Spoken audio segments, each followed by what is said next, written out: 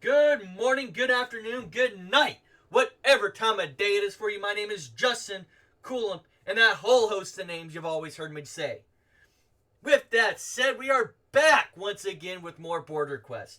BorderQuest is my annual playthrough of every single Borderlands FPS game. And this year, to choose characters, we are doing the Year of the Soldier. We are a third of the way through this one.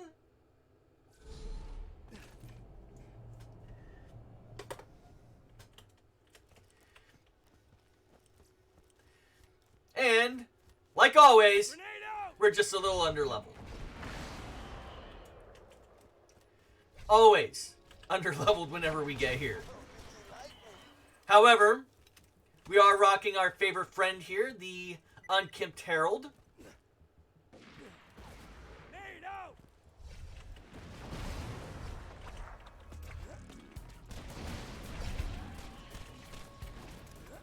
And said Unkempt Herald is doing the business.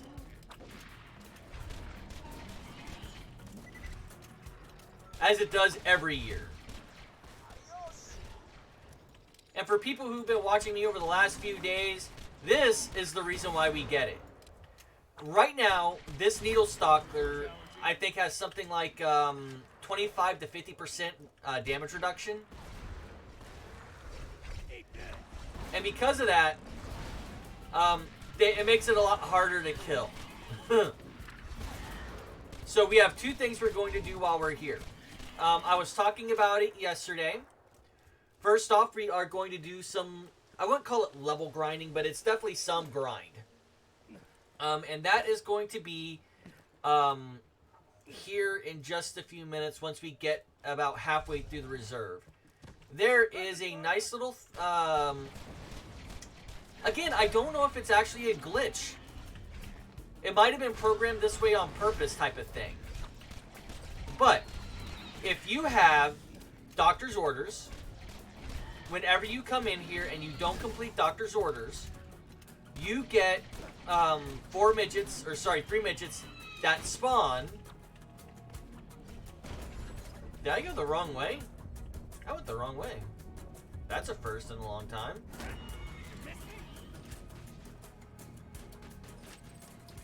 So, what ends up happening is we farm those midgets until we get either something really nice or until we hit about level 18. Now, the reason why we do this is Bloodwing is a nightmare. But whenever I do BorderQuest, I don't like to grind the same spot too much. It's easy to grind the same boss over and over again until you get way over leveled. But this is one of those things that, I don't know, I think I would find it boring to watch. So I don't like to subject other people to it. Alright.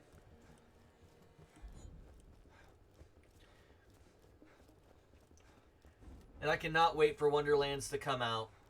I wish I could get my younger brother to get down on it too, but I don't think he has a gaming PC for it. I think he said he's saving up for a PS5, and I do not blame him for that.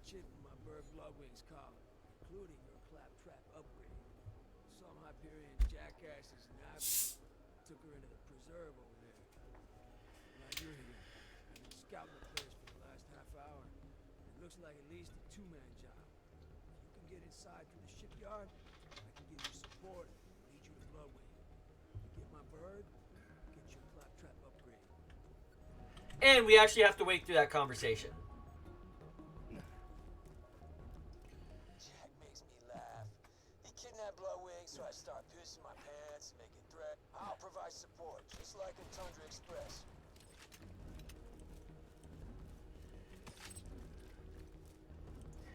Now, I talked about it during the beacon mission.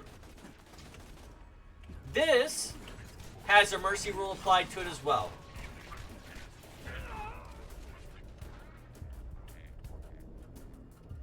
Which is, there is a limited number of enemies here. Goddamn. And you can actually kill them all. Notice that shit? Give me a second to think of something.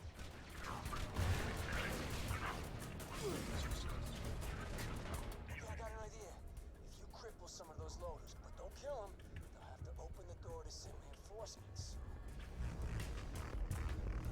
Just wound them, don't kill them. Reinforcements won't show up otherwise. You only got one. Move on to another loader. Sorry, I'm getting down.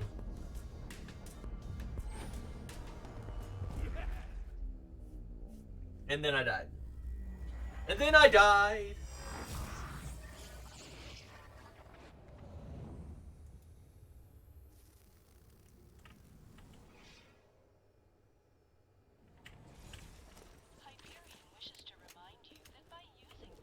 And this Unkept Herald is pretty broken, in all honesty.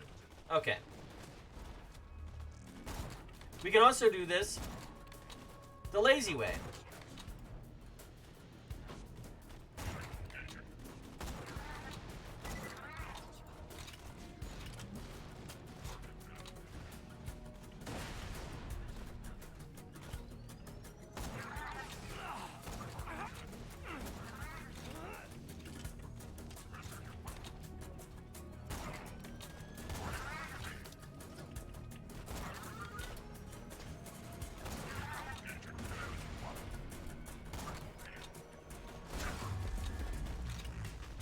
Chew 'em up, honey.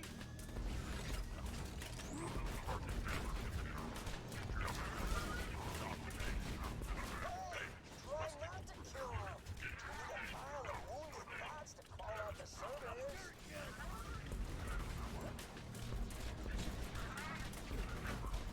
And you actually see the problem with this mission now. It's actually quite hard. Wound 'em, don't kill them. Reinforcements won't show up otherwise.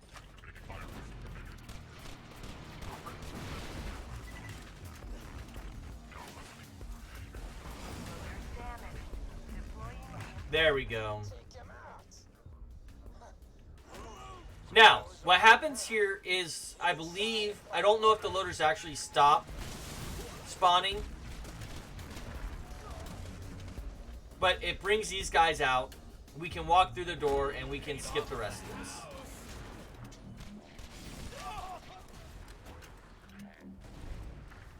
Bloodwing should be in the holding cells at the other end of the facility. Find her, and find your crap trap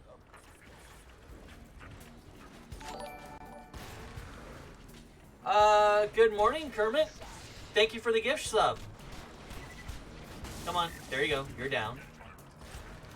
Now, on the other side of that, there is a switch that you can hit that turns off that electrical grid. And in here is nothing good. How you doing this morning, brother?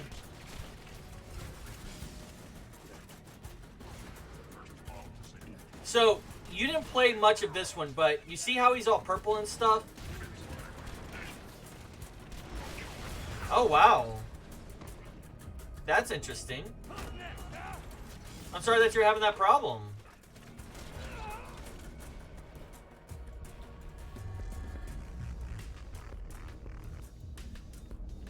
Oh, hi, you. You're an easy target.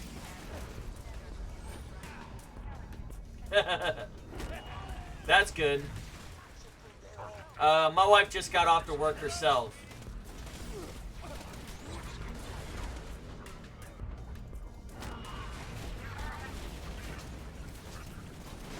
But every year,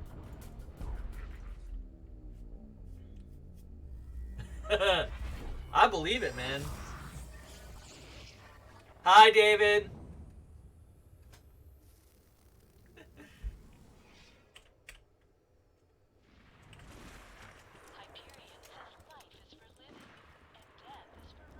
Right now, I am super underleveled for this area. But you can see no more loader bots are coming in now, so...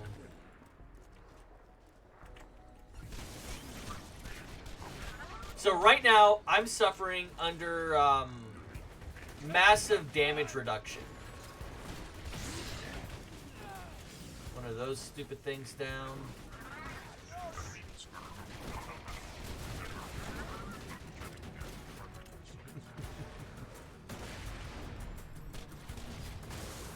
I'm glad people already know my first name. Okay.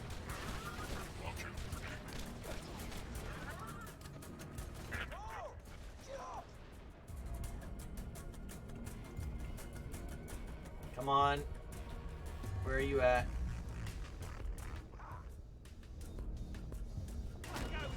Ha-ha!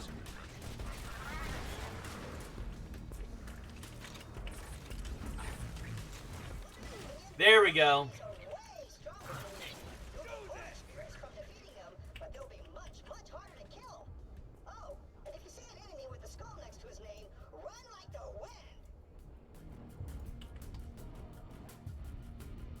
Oh.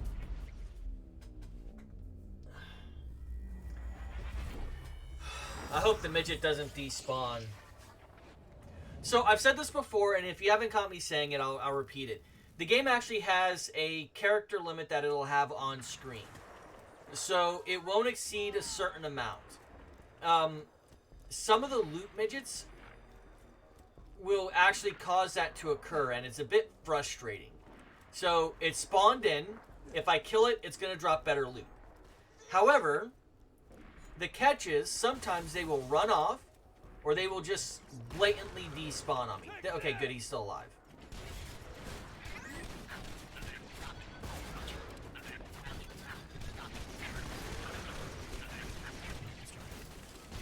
Anything good for me? Nope.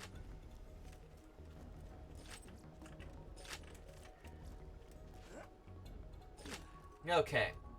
Section 1 clean. Next section.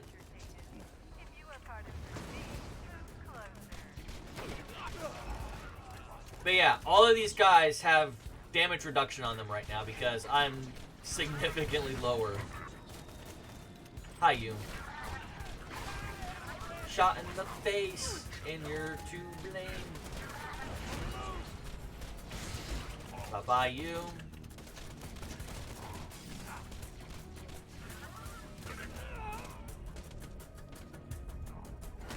And I do this every year, too. You'd think I'd know better by now.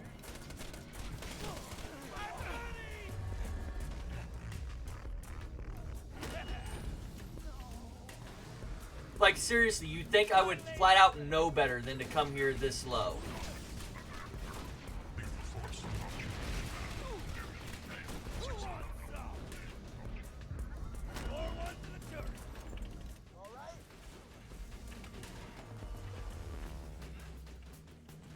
Okay, he's trying to take that thing down. I'll let it try.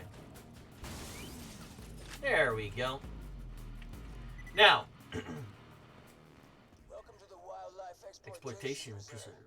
Jack says he built this place to promote science and discovery and whatever the hell, but it's BS. They're just using slag to experiment on every creature they can find.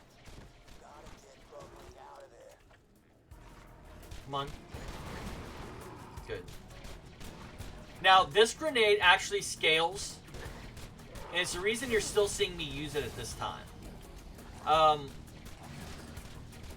And here in a moment, you'll see exactly how good it is. As I die again. And again, and again, and again.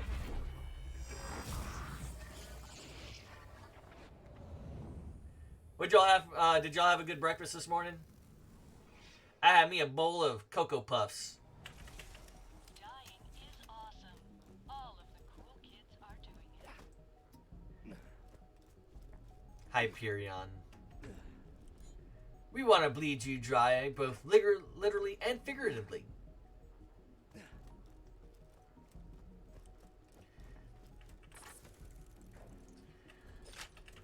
So, in Borderlands 1, the enemies would regain their shields whenever you died. They would not regain their health. Borderlands 2, when it came out, because it was their direct sequel, said forget that noise. They regained their health. And you're going to see here in a few minutes, bosses can be really annoying. Although I have to say the Bloodwing boss fight is significantly better than almost anything in TPS. Tossing grenade! Tossing flasher! I love this plan! Okay. Okay.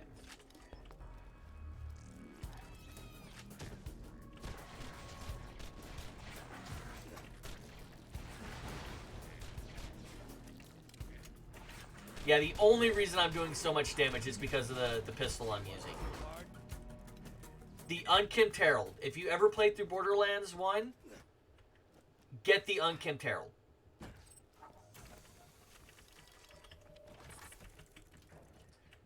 It is life-affirming how good this this weapon is. I was gonna do this whole thing where I'd lure you in here and kill you, but you just kind of showed up. Thanks for saving me the trouble, kiddo. And Handsome Jack, what a douchebag. Brutal science that flies in the face of human ethics. Needless to say, I'm extremely interested in it. Get me some samples of the slag serum Hyperion is using on the wildlife. Do we have the special spawns? No, not today. Okay, so there's a catch to this. We're getting up to the area where we're gonna do our next grind. It's both a legendary grind and an experience grind. However, there's a catch to it. If I were to save and quit from the game right now, I would go back to the start of the wildlife exploitation.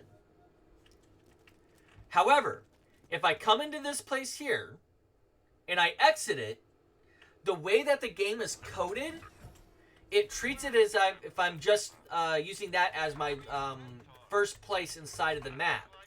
And that's what the game does, is it puts you at your first place inside of the map. So if your first place is at the start of the map, that's where you're gonna be at.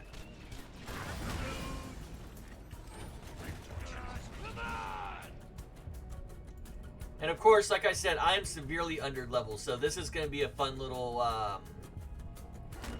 few minutes while I get up to where this stuff isn't like instant killing me.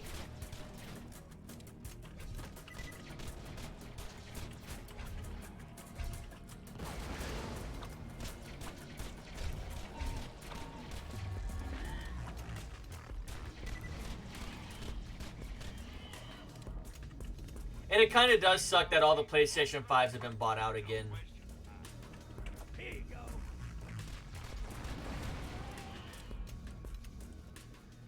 I really do want to get one. I know my wife would probably be upset if I bought one right now. I need to, once she gets off of work, I'm still in her car for a bit, or her truck. And I'm going to go out and buy a new battery. I'll take the 1% for the higher shields. And 4 levels. My car. Since we've gotten the truck, so this is kind of like a one part Justin being super lazy, and one part just getting into a routine.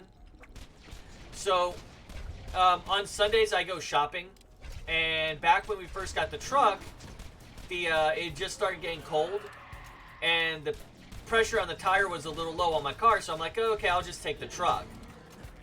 Next week comes along, I end up doing the same thing, not because I wanted to drive the truck specifically, but simply because it's habit. And my car's just kind of sat there for the last 5 months, because every morning I do the same, every Sunday I do the same thing. So the battery on the car is just dead. I'm gonna go ahead and get a new one today, get it plugged in, and hopefully it's not the alternator on the car, so I don't have to replace that. But I've got to get my employee identification card for my work this coming week. And it'll be easier to have my car back. Then if I want to go, yeah, more than likely. No. I've tried that, actually. Just charging the car, just charging the battery, I've tried that.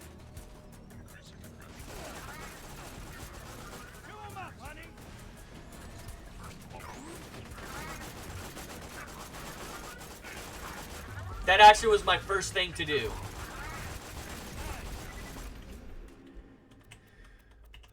Missiles!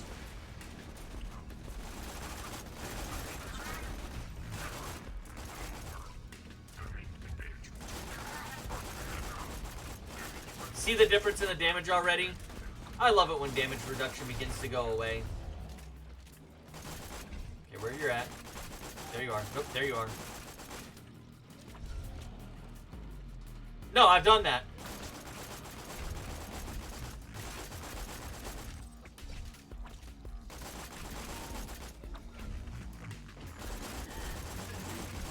It was one of the first things we did. And whenever I was, the battery didn't charge overnight, so we put it in, we jumped the battery, and whenever we tried to, the car would jump, but the moment I tried to put it in a gear and to drive, it died over and over again.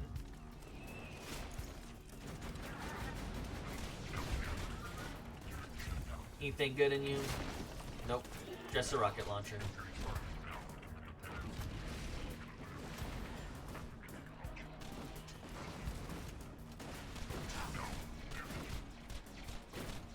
Yeah.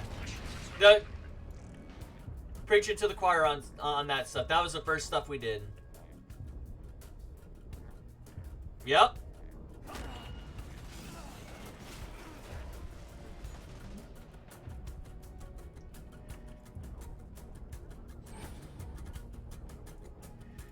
We were doing other... Yeah, we were doing other stuff at the same con.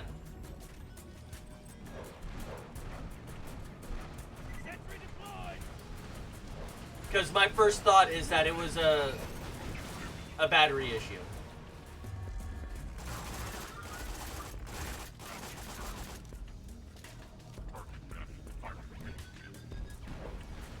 And that's the most likely circumstance on what it is.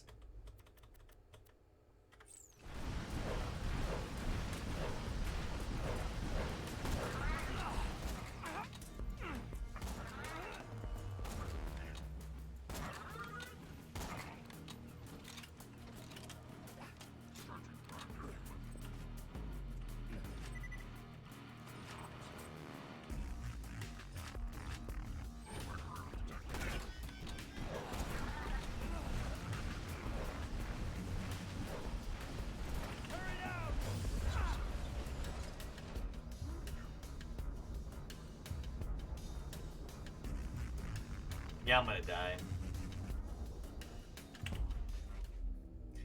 This is one negative thing about coming to this place so quickly. This badass here will always kind of rock your dome if you're not prepared for it.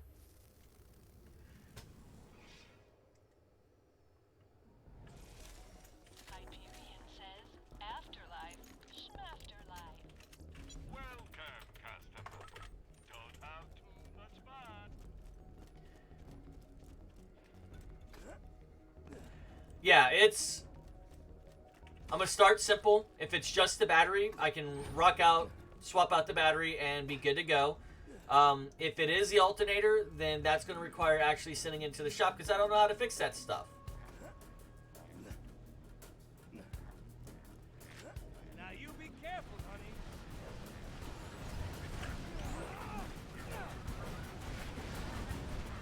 Take this.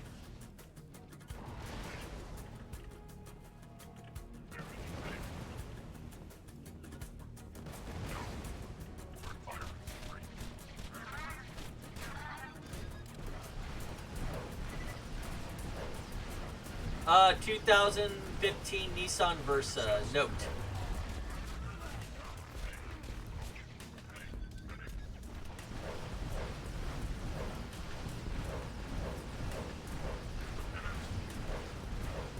Come on, you're almost done.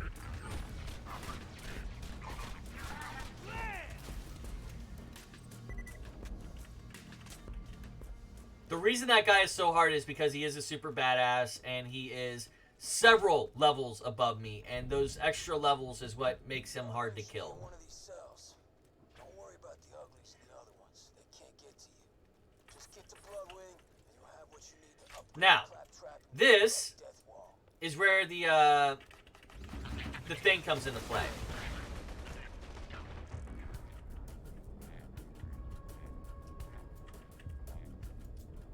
Oh, they're doing this garbage. I hate it when they spread out like this.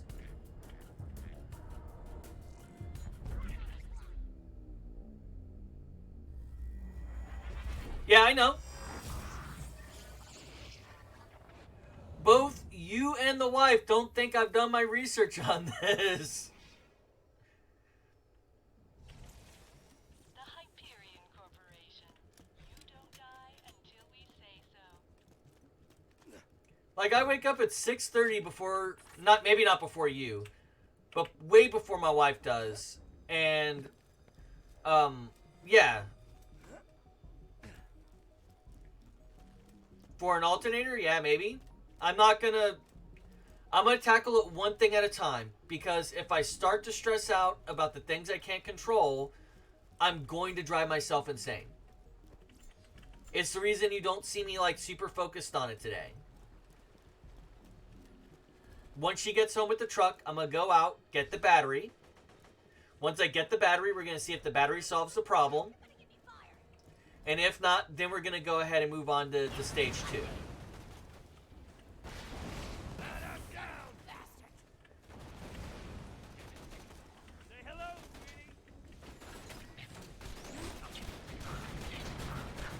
Again, take it one step at a time.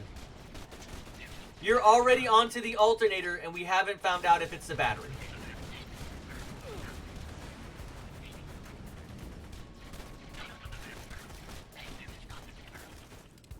There is...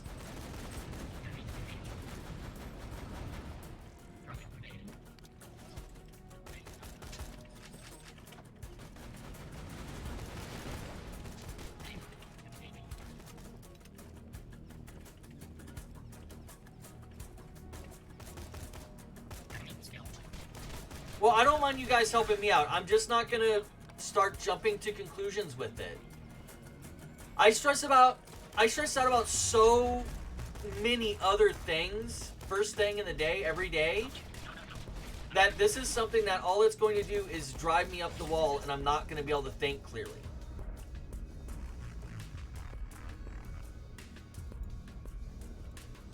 I treat it like I would treat troubleshooting a computer. I begin at the simple solution and work toward the more complicated ones.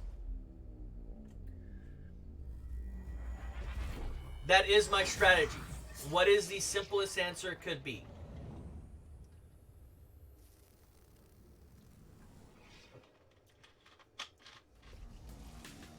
The Hyperion Corporation.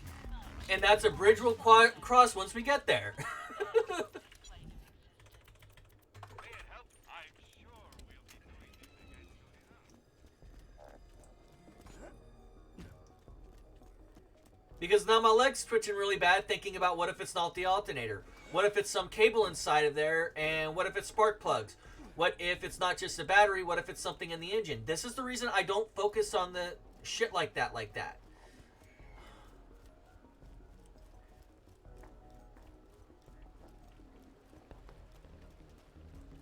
No, this is the reason why I don't always think that far ahead with stuff like this. Because that's now where my mind is. My mind is already gone. Oh, it's not just something simple. It seems like it could also be this or that.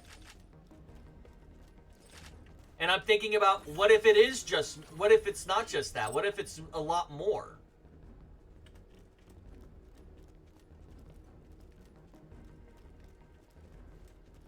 Oh, died afterwards. Okay.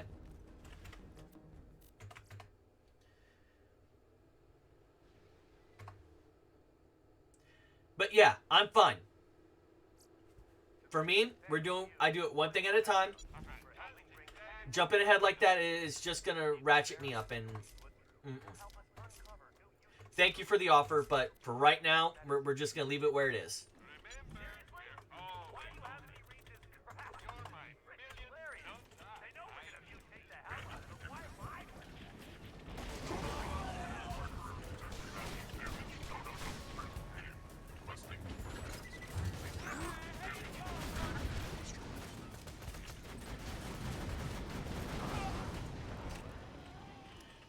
The truth is that it doesn't remove stress for me. I get wrapped up in my own thoughts. Like, I was talking with my wife the other day, and the reason I'm not saying her name is because she doesn't want her name be said. Is that I don't know how many people do this, but I have entire conversations planned out in my head. I was talking to her, and she doesn't do that. And from what she was saying, is not a lot of people do that. Where they have these entire, like, dialogue trees thought out in their head, and they have these really imaginary conversations with people over and over again.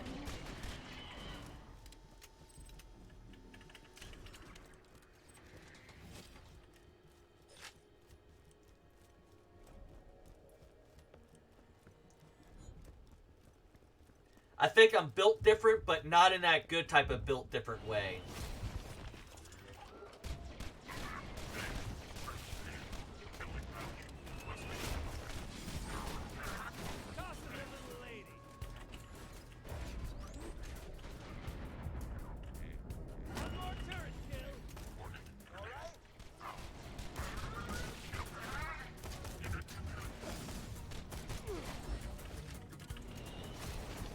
And the reason I do this grind is because the midgets are both good experience and good source for high quality loot at this point in the game.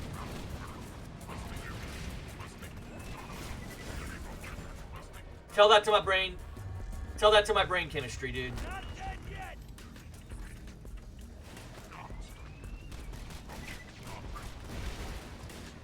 Like, even though I'm talking about something else, I'm thinking about how much it's going to cost if I have to actually deal with that. Then, how much my wife's going to say, I told you so, and how that might lead to an argument. So forth and so on. There's a reason I tackle one problem at a time. But I'm going to stop that. I'm going to drop that subject, and maybe I'll feel better. So, this grind is pretty good. Unless you want to, like, do other types of leveling up, or if you want to run an older patch of the game where Gauge is by far more broken. So one of the glitches you can do is you can't do it on current patch, but you can do it on previous patches. You can move your mouse fast enough where, I don't know exactly how it works, but you take an attribute of a weapon and you can get it put onto another one. So you want the accuracy of the best sniper rifle? There's a way to do that.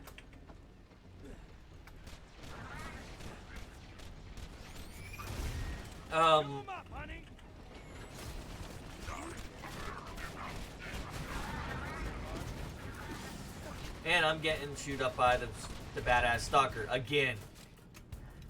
But you can go back and you can do grinds other places. You can do the a traditional leveling side mission route. It all depends on how you actually want to tackle it. Eventually, you're going to have to come here, and you're supposed to be around level 20.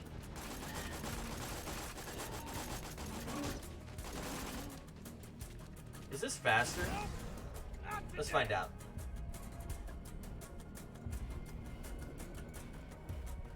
And this is the closest I get to my favorite SMG from Borderlands 1.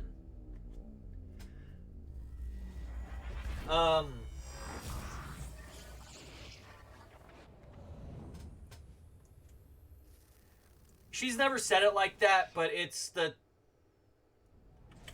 Whenever my mind starts drifting like that, it's all bad news. It's never good. So I don't. But yeah, the Unkempt Herald is game-changing. And the next really fantastic weapon isn't really a weapon, it's a shield. It's called the B shield. And you're going to see me use that to wonderful use throughout the remainder of the game. Come on. You're going to be a dead little boy here in a moment. There we go. Those are a few nice hits.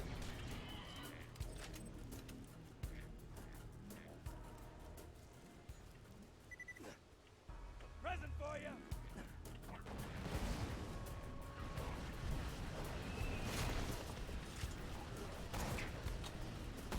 I need to get a better sniper rifle. This is definitely the starting sniper rifle. Alright, so that was done actually on purpose.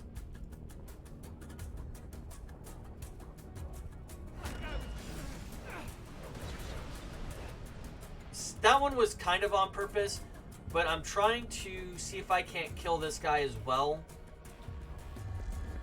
before I'm forced to respawn. Okay, there we go.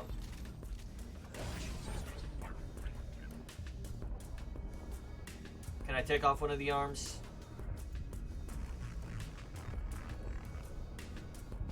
Nope.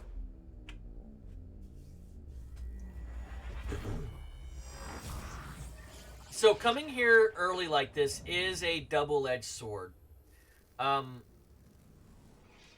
I don't like to run around doing all the side missions. I find most of them boring, and instead of you seeing me grind out a boss or two, it's a little bit more entertaining to see a variety of monsters.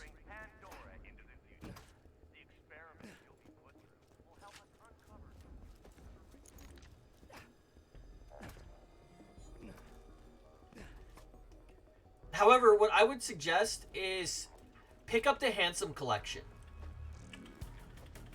It's got Borderlands 2 and Borderlands the pre-sequel in it, with all of the DLC, and they are a lot of fun to play through.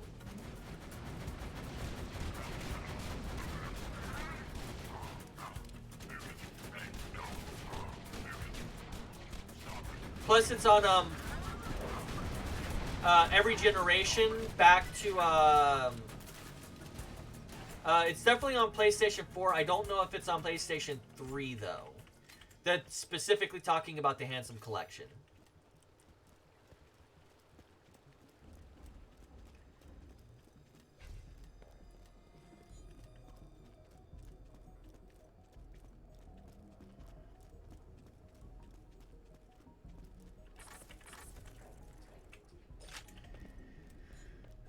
Alrighty then.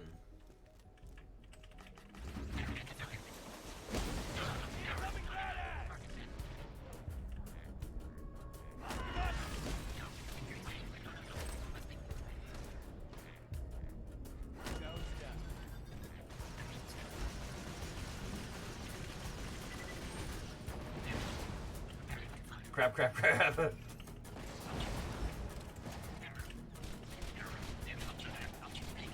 you be careful, honey.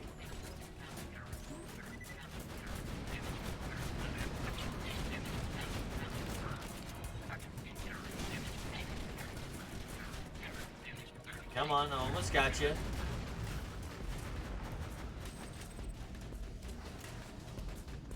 Oh, did we get a flyer?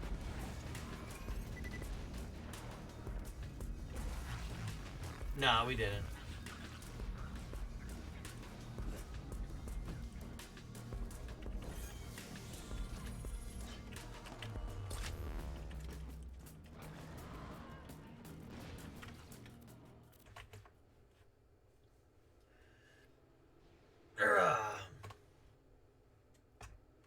And I've actually found better weapons than the Unkempt Herald. As much as I love the Unkempt Herald at this part of the game, there are better weapons. I don't remember them until they pop up, but you can also get better shields as well.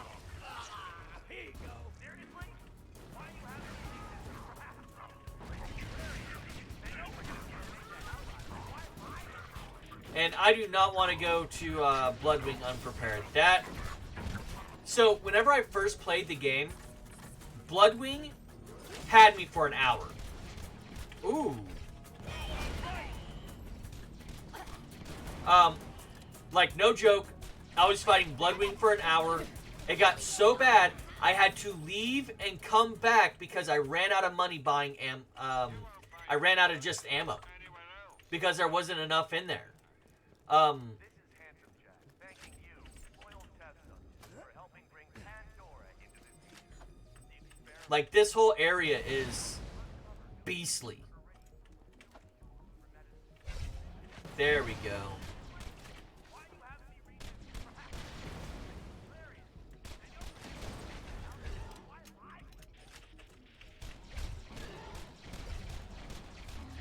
And yes, I do love this Unkempt Herald. But you can see everything is like significantly higher than me. But the only other real good way of getting fast levels is to sit down and do the same boss over and over again. You can get up to like level 12 alone off of Savage Lee. And if you don't know who Savage Lee is, he's the guy that drops the Unkempt Herald. He is a reference to Bruce Lee, as you could probably tell. As more than likely, if he was alive today and fighting, he'd probably be called a Savage.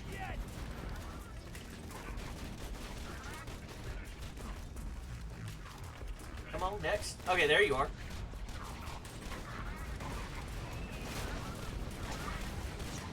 But next level, this damage reduction is going to come down some.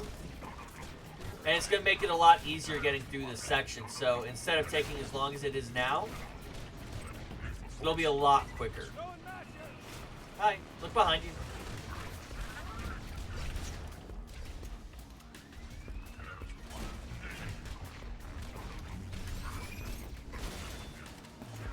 So, funny story about EXP loaders.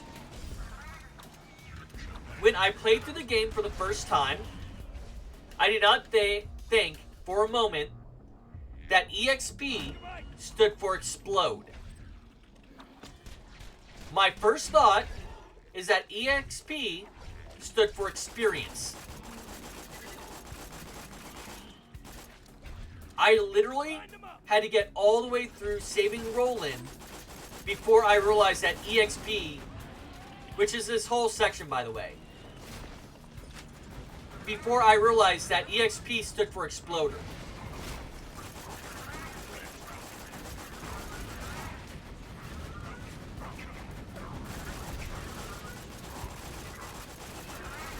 And then I felt stupid about it. Because it should have been obvious the first time one, like, kamikazed on me. Don't want to say a no-no word. Come on.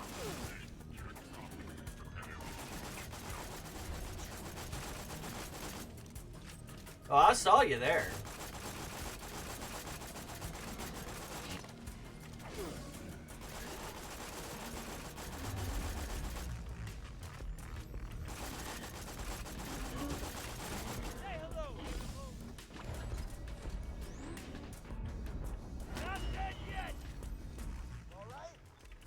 Okay.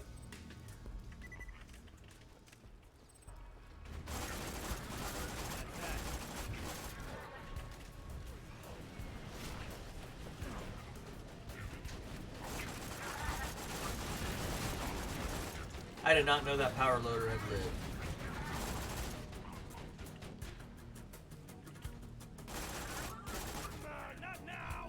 Okay.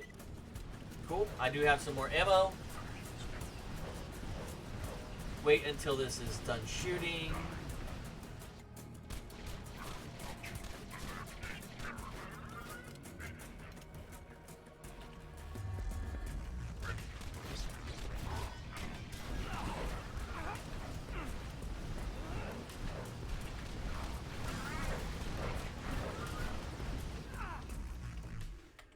And I really don't have another weapon, do I? No, I do not. Whew.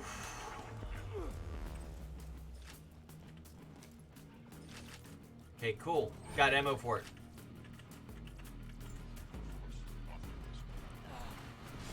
No!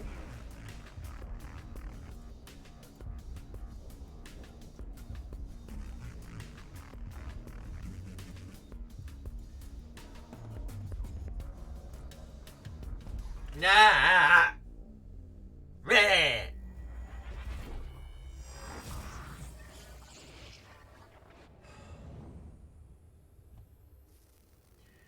I hate it when that happens. The Hyperion Corporation suggests live, Revenge! May it help you kill many people.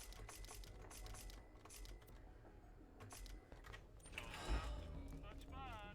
This is Handsome Jack, thanking you, loyal test subjects, for helping bring So annoying. the experiment.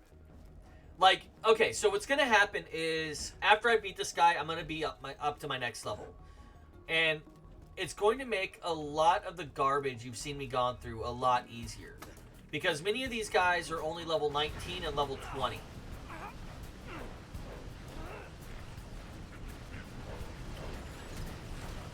Which means the damage reduction goes from about 75 or 50% down to only 25%. Same thing applies to him. It's going to go from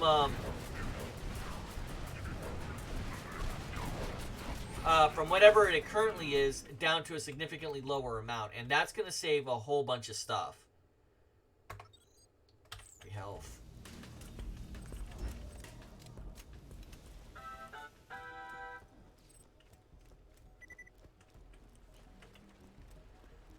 He didn't even drop any E-Rod. But if this is your first time joining me, this is BorderQuest, my annual playthrough of all the Borderlands video game, FPS games, in order of chronological order. So 1, pre-sequel, 2, 3, and 4 whenever that comes out. Shoot, shoot, shoot, shoot. I done goofed that up. I did not get all of them out. I played through all story-based DLC. So you're gonna see me get into the like the fight for Sanctuary, and some of the other fun DLCs. I don't know if I'll get to them today. I should at least be able to complete the main storyline today. If not on this stream, on a later stream, because I'm not done for the day streaming.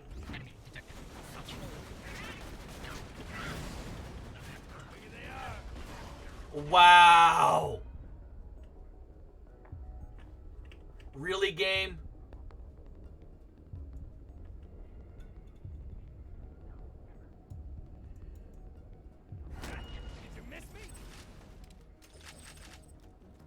And they are being stingy with their drops.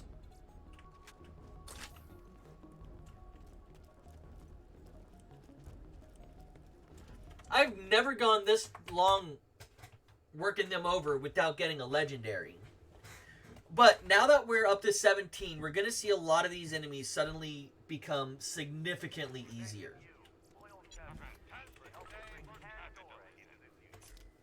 And I'm going to hold on to that, actually.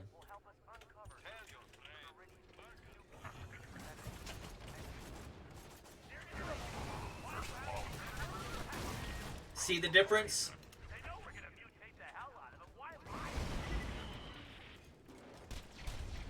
Now, that line right there is simultaneously one of the most hilarious lines in the game.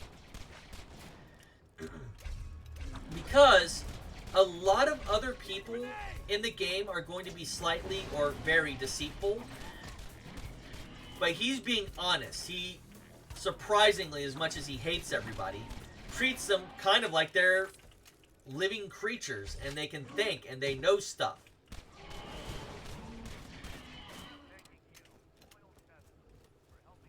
But yeah, you can see already in the difference in the amount of DPS I'm doing to these guys.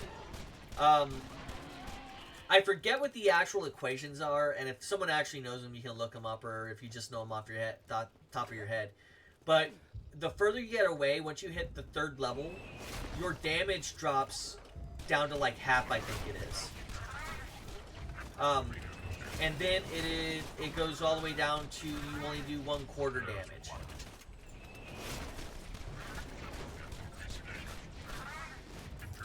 So you can actually see right here, I'm doing a lot more damage than I was. Ranging anywhere between 180 up to about 450.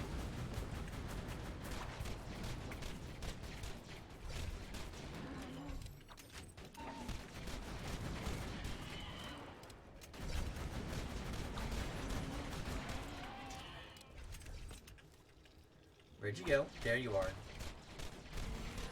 However, there's still a lot of level 20s, and you can already see I've got 1/4 of an experience bar off of just the scrub monsters.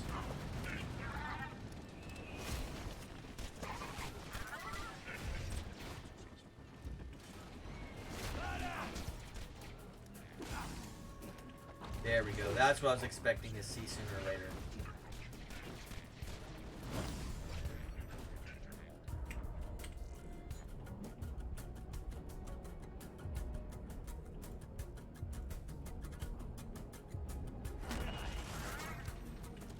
Hello, you.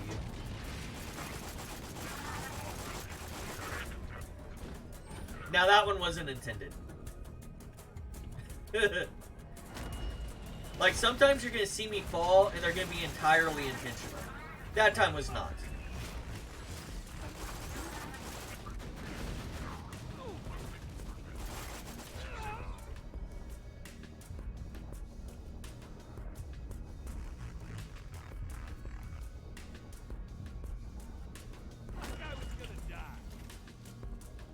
But yeah, at least here there's action going on instead of grinding a boss, the same boss over and over again.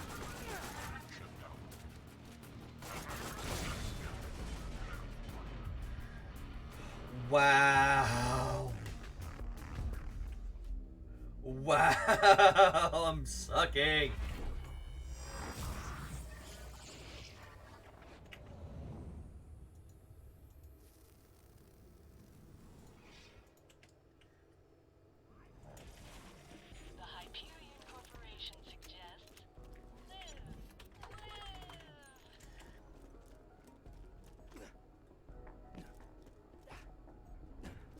Yeah, I don't know of a boss at this level that's easy to grind like this. Much less that has as many chances to drop legendaries. Because that's kind of the catch, is this doing it this way with the loot midgets, I have a chance to actually get legendary gear.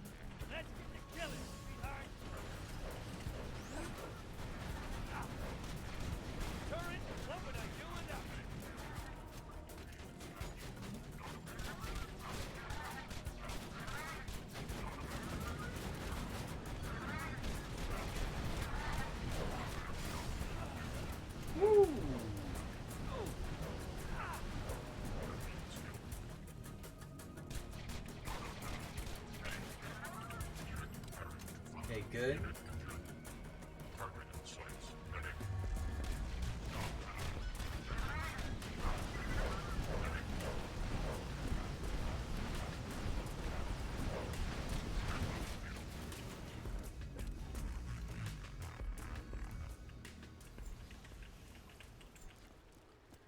Now, the Iridium is something good that is a bonus for this type of grind.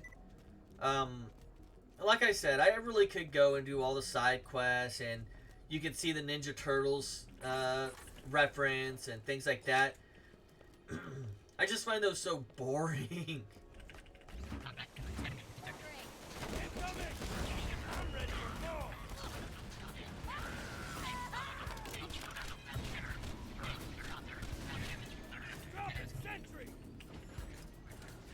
Okay.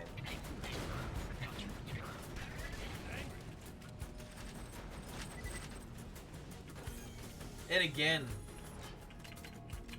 these are the stingiest I've seen these guys be. Now, that may look weird. And you can see I actually got half a level off of this. However, you can actually get above this map. So what speedrunners do is they use a lot of out-of-bounds glitches. And they walk on the geometry of a lot of levels. Keeping that one.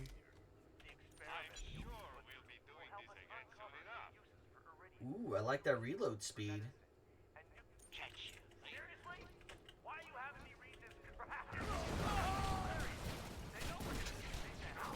Why lie?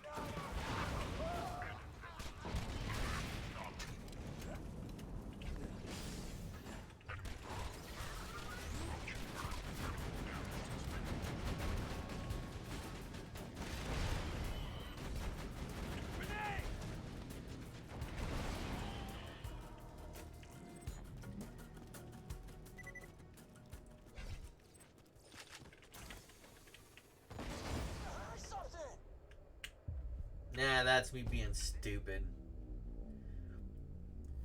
Not paying attention when I'm throwing my grenades.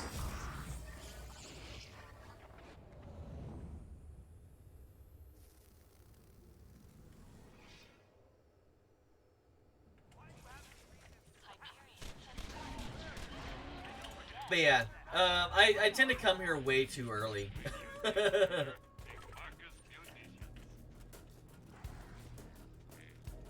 And I hate to say it, I kind of like it.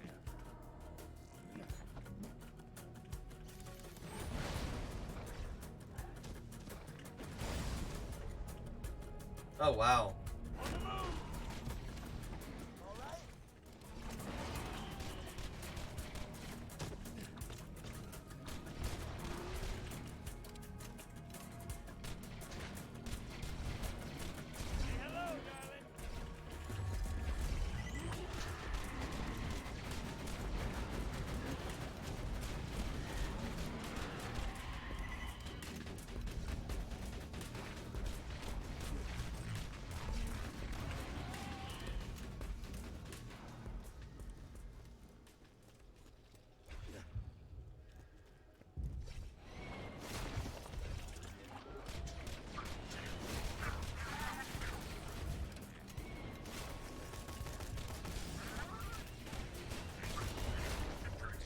Big difference in the DPS here. Die so easy.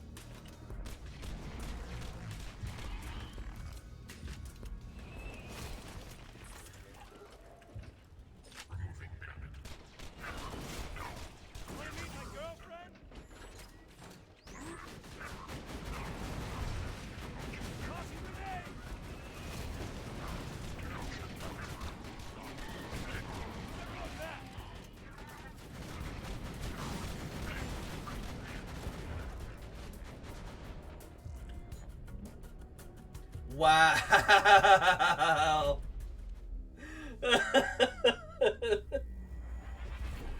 Oh. I don't know the exact details of it, but I must have killed it before it actually died. Before it downed me. Yes, I do. This segment here, because there's no good grind place to get good experience.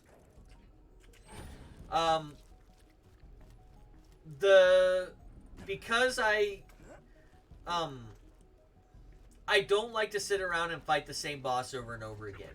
This is more exciting because most of the bosses, the way you resolve them, when you have the equipment that I have, is you pull out the Unkempt Herald, you shoot the living hell out of them, and then you're done. If you have the Skyrocket, normally you can use the Skyrocket and do 90% of the damage there.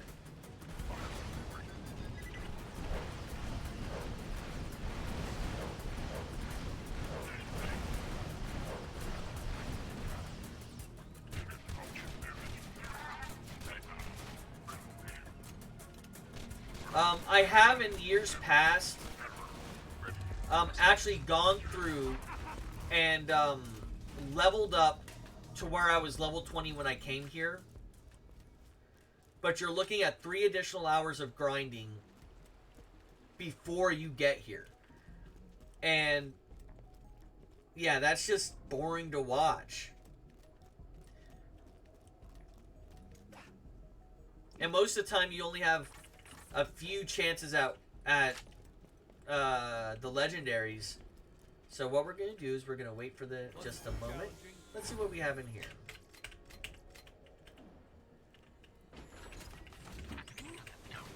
Oops, not what I wanted to do. Okay.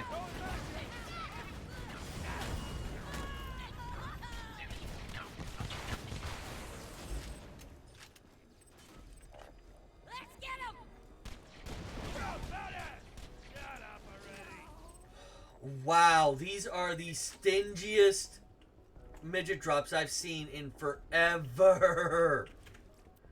So normally, even on normal, by now you've gotten about 3 drops. Now it's like, oh no, we're gonna hold this all off on you.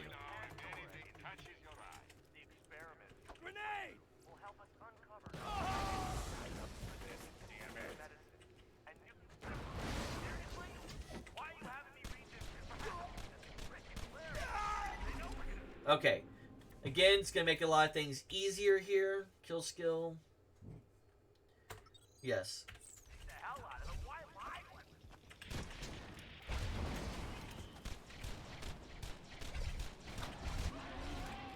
There we go.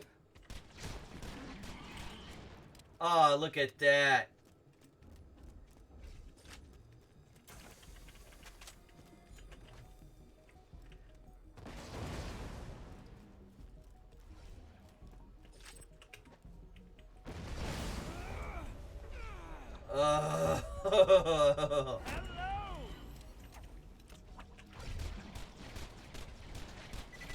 There we go.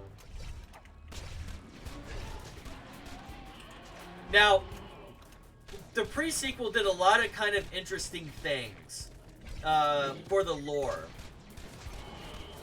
The Stalkers apparently have a gland that just renders them invisible. How does the gland do that? We don't know. But one of the Hyperion scientists extracted the gland and they put it into their technology.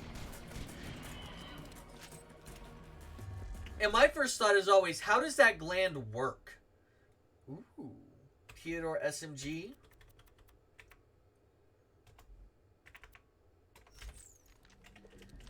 Just for the shits and giggles. So as you see, as fast as you can pull the trigger,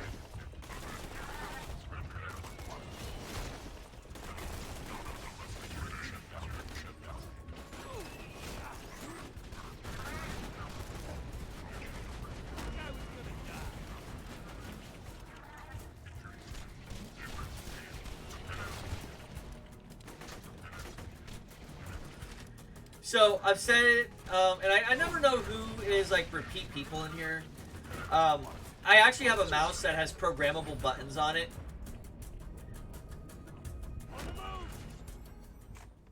Like right there. There we go.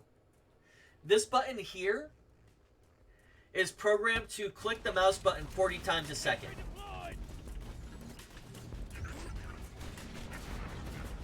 So it takes some of these Jacob's weapons and turns them into the beyond fully automatic weapons.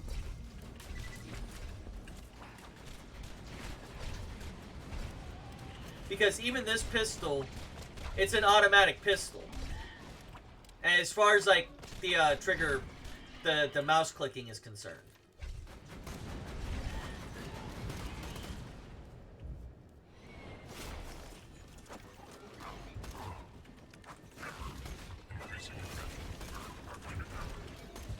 Challenge complete.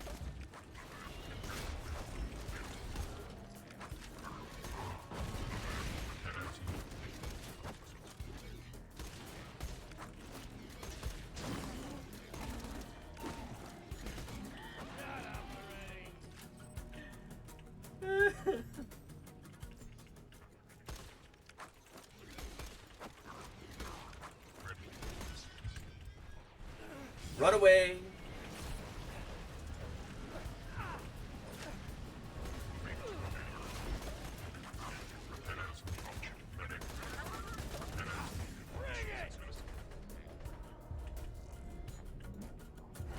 Did you miss me? Say hello, darling. Cool.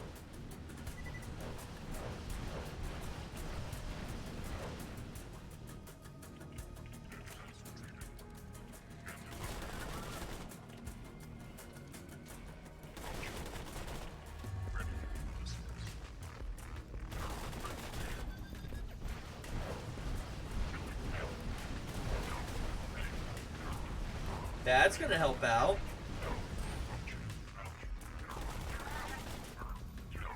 Chew 'em up, honey.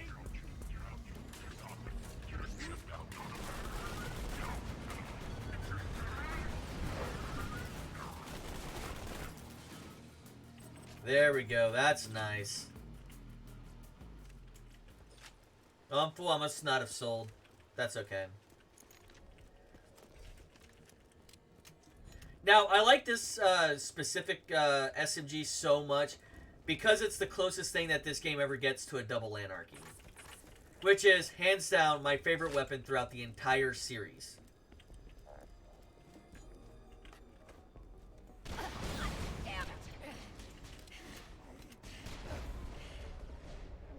Oh, wow. Not dead yet.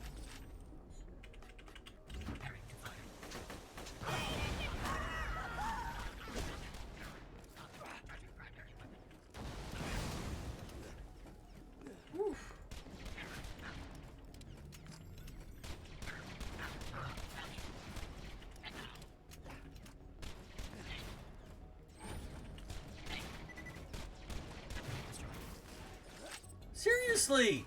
How stingy can you guys be? Now that's amazing.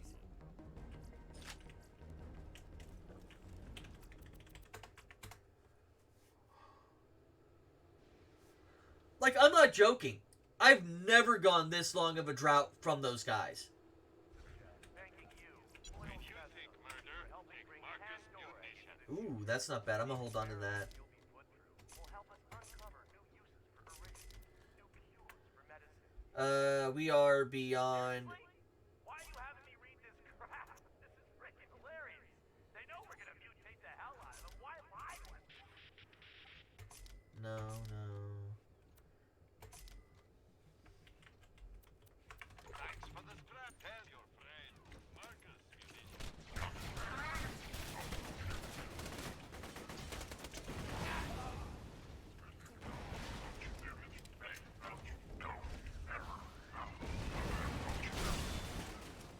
Still didn't mean. Can't believe I just thought those meant the experience loaders. This is Handsome Jack thanking you, Oil Test for helping bring Pandora. Loyal is also one of those really interesting words that he uses here. Because all these people are kidnapped. Present for you.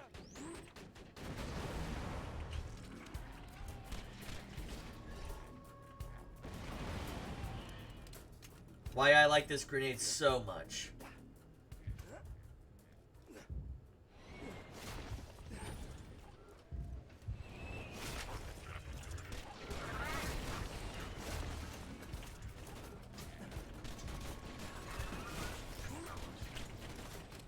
And again, the clear difference in what a level does for how much damage you do overall to your enemies.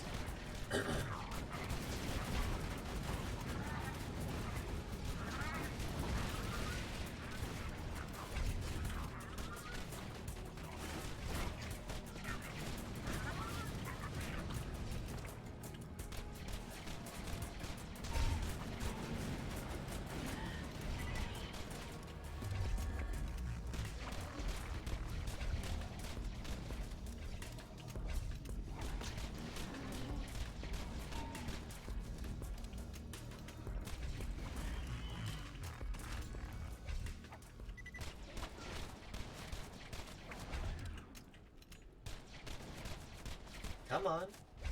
Where are you running off to?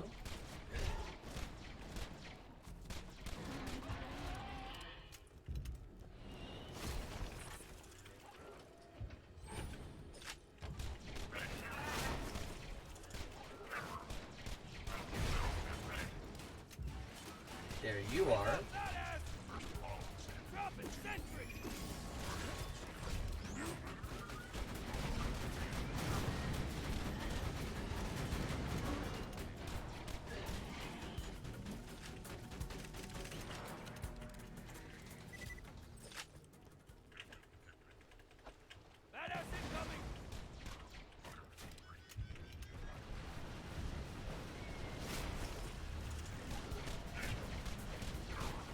Wow, it's just throwing the exploding loaders at me today.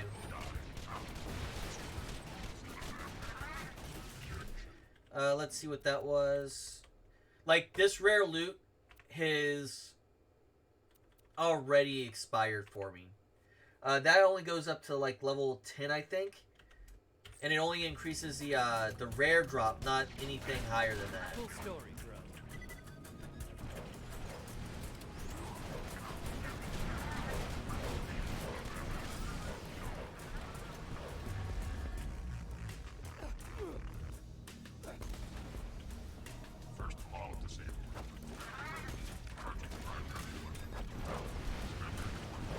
They actually did sprinkle in a lot of really good references throughout this game.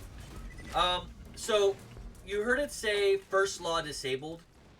The first law refers to Asimov's law of robotics, which are 3 laws that are supposed to prevent robots and artificial intelligences from completely dominating Earth and so forth and so on. However, those laws are fundamentally flawed. Hey, stand in front of this. And the reason why is because it assumes the conclusion, not assumes that that conclusion can change. Wow, seriously.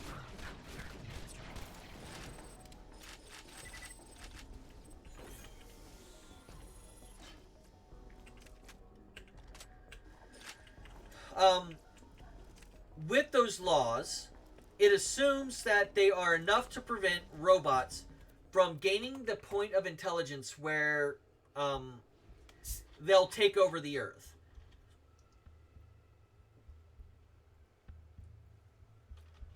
And enslave humanity for its own. Depending on which laws, because some people have added a 4th law to Asimov's laws, which is that you cannot come to any conclusion that results in the enslavement of the human race.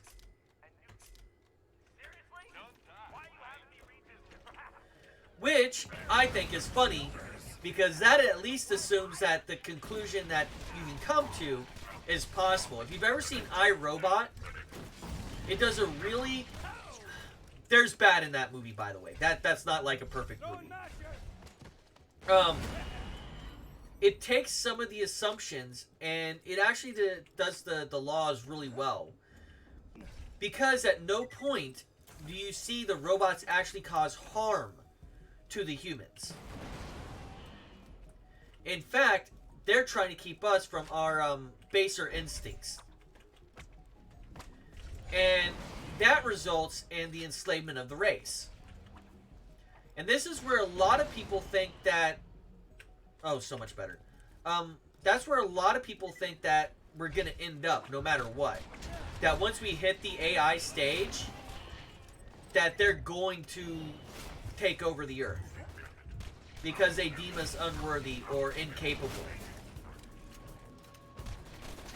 Or in some cases, once that machine learning gets to that point, it just goes insane. Now, I talked about heuristic learning a couple days ago. And that's one of the things that helps with artificial intelligence is heuristic learning.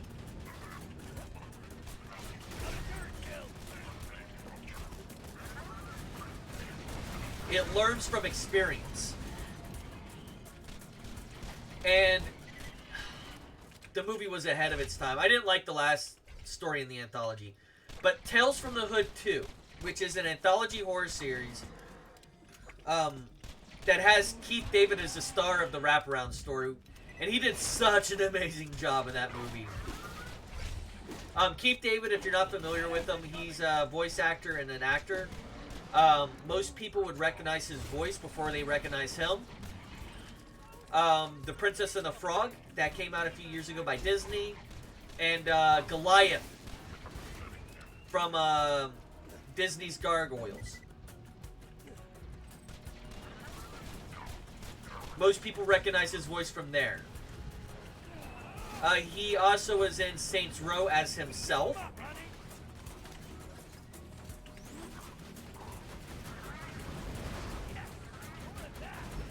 And in fact, in one of the sequels, and this isn't spoilers at this point, one of the sequels actually has him as vice president.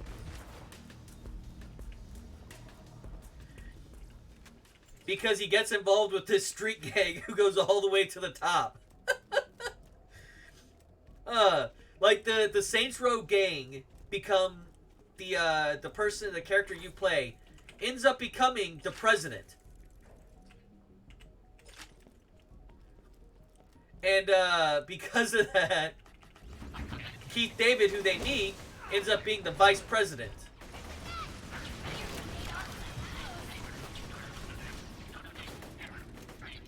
Okay, come on. I got you. I got you.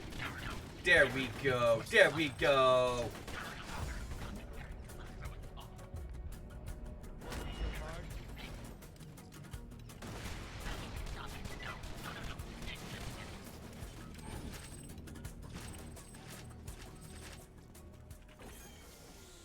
Seriously, not one? Oh my god! This is ridiculous! This will be the last time I do this. We're about to hit level 19, which means, oh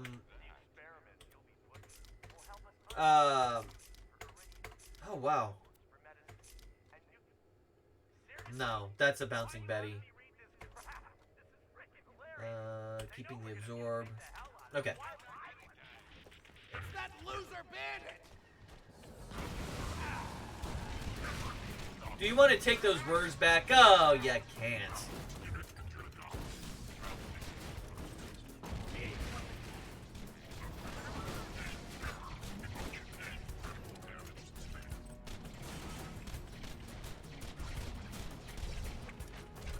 Turn deployed!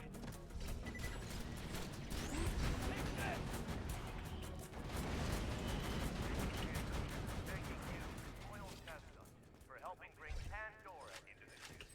The experiment you'll be put through will help us Loyal kidnappee. Yeah, this is going to put me at level 19, and that's going to be enough.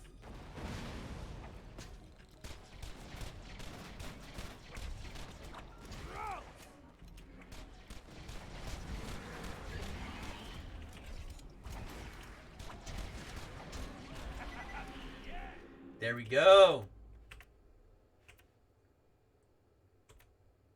And we'll go this way.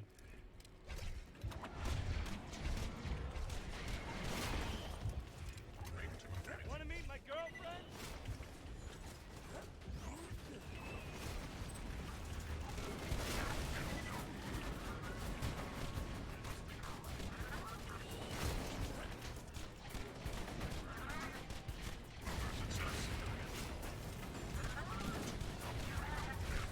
I can shoot the ground and still kill you all dead.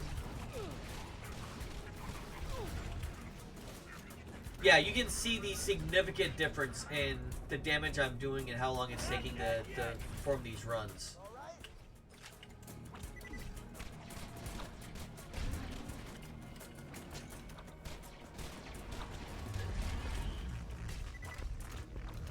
Okay, next. Come on, where are you going?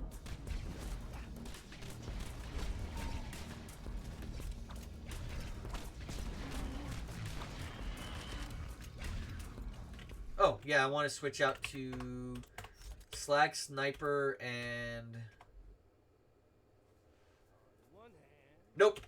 It is not 7 times the damage yet. So, the reason this handgun is so good is the amount of damage it does overall to everyone.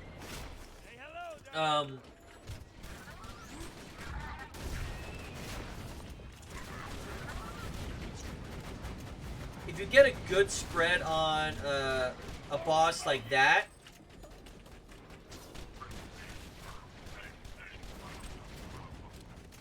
you already see what's happened.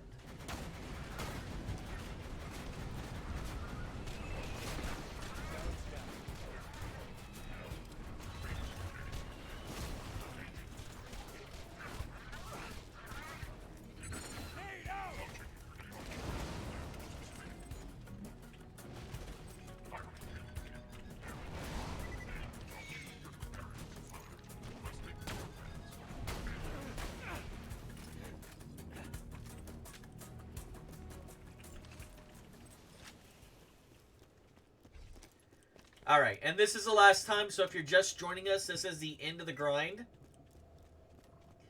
We're up to level 19, which means the birdie boy should not be destroying me outright. Toss you over there.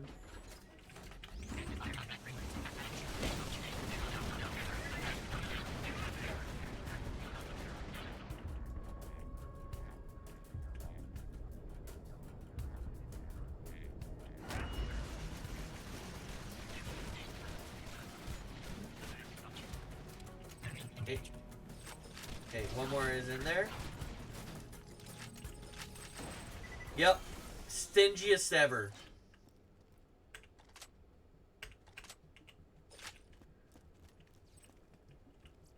Oh.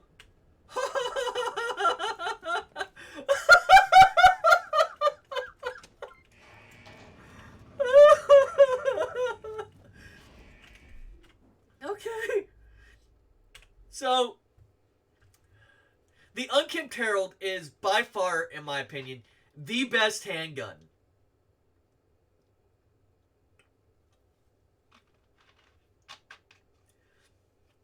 And I just got an update for it off of a roll drop.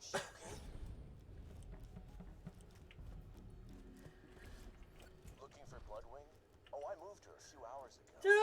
Somewhere a little more dramatic. Bloodwing ain't there? Damn it! Jack's playing games with us. Wait a minute. I'm seeing some commotion in the observation wing. Maybe they moved her there. Just keep pushing through the preserve, amigo.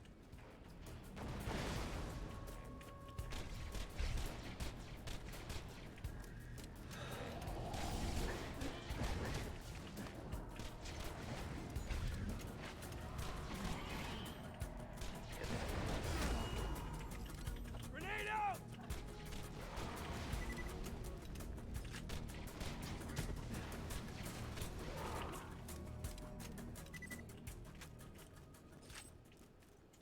I'm sorry, that's like hilarious to me. I'm only gonna do this one more time. Oh yeah, we're gonna give you a new Unkempt Herald.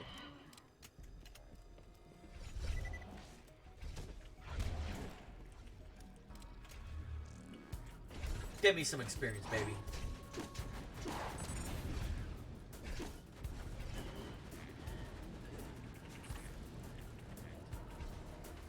Love that turret! Love that chickens from Popeyes. Okay. I had my boys build Berserk to research the full applications of slag. See, it's not just an elemental damage type. If you know how to use it. So, slag has it's a really, really weird way that they say that. Of all the, like, small things that they say that's out of place in this one, like, TPS kind of breaks that fourth wall a couple times. At least at the beginning of the game. But overall, it doesn't break the fourth wall like that. That's the moment that stands out as the, that doesn't really belong here, does it? Type of moment. Tossing grenade!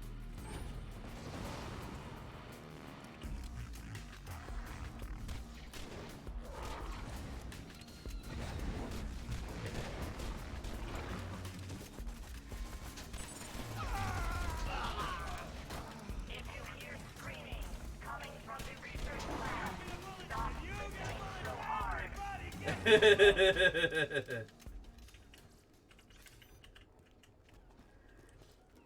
There are small things like that that make this game just awesome.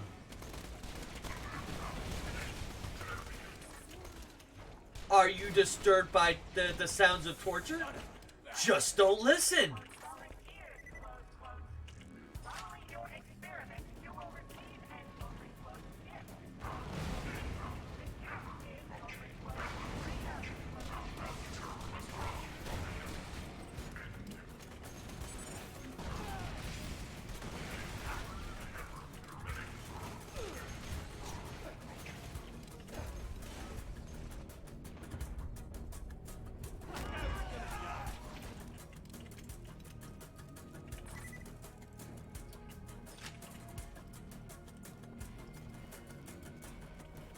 Alrighty then.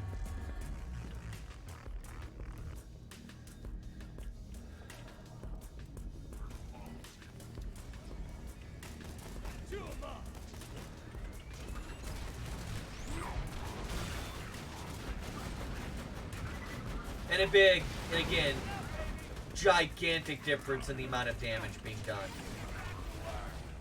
Even with the other Unkempt Herald, I still would have been putting in the work more now, just because of the 3 levels that I gained.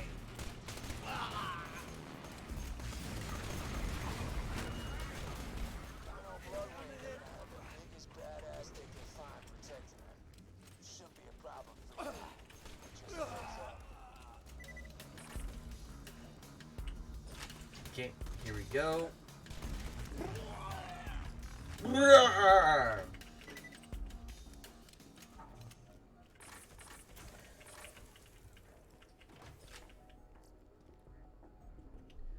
Ooh.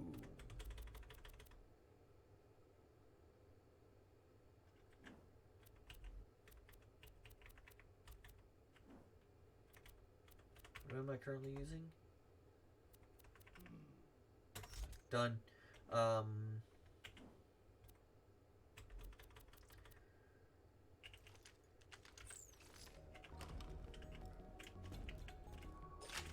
Alrighty then. Now, I remember the first time I did this fight. I remember, I wouldn't call it traumatized. I remember going, oh, type of moment. Really interesting iridium experiments with her. Hate to see her go. But heck with it. This is all yours.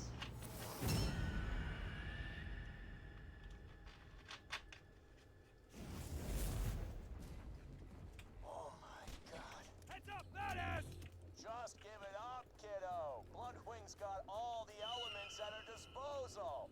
Fire, electricity, corrosion. And you see why I leveled up to 19. And god damn, I forgot the last one. What the hell was that again? Fucking Jack. God damn it! Just weaken her and I'll hit her with a drink. I'm sorry, soldier. If you are really good with this fight, Save her, but if you can't, she's got what we need to get into control core Angeling. you can knock her out with just one of these. The vault key. That's what For matters. each phase. Fire! Grenade out!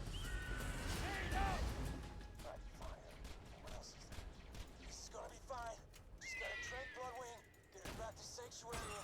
I don't know, maybe Zed can patch her up. She's coming for you! Look out!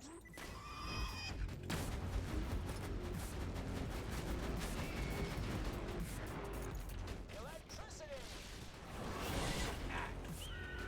Electricity. Side note. Corrosion! Dragging Bloodwing into this, Jack! That's it. I'm loading a trank dart! Tranquila, blood! This won't hurt, I promise! First time I came here, Bloodwing fucked me up. She's still alive. Get the microchip from her collar, and we can get her back to Sanctuary. Okay. All of this aside, screw Jack. I hate Jack for this moment. But maybe it's because it's a more of a pet thing than actually just killing the bird. Why you don't screw But with me? You and your little friend Mordecai, turn yourselves in, or that how dumbass did bird the microchip get bigger? God damn it, Jack! I'm gonna kill you! Or was it always that size, and that's just how Bloodwing picked it up? I'm sorry about Bloodwing, soldier, but we gotta keep moving. Get that software upgrade to Claptrap, and we'll be able to get through the security field leading to Control Core Angel.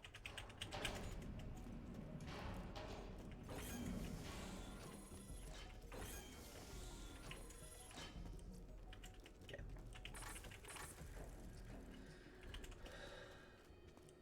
Oh, where the hell is... Oh, I had a violin somewhere. I was gonna play it all sarcastically. God damn it, it was gonna be awesome. Blake! Where's a bloody violin?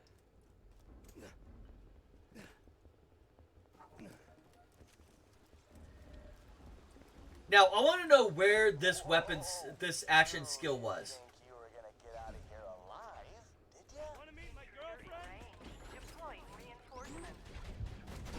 Oh, mother. Get down. Assholes! Screw you! Screw you! Head down, Diablo! You sons of bitches! Thanks!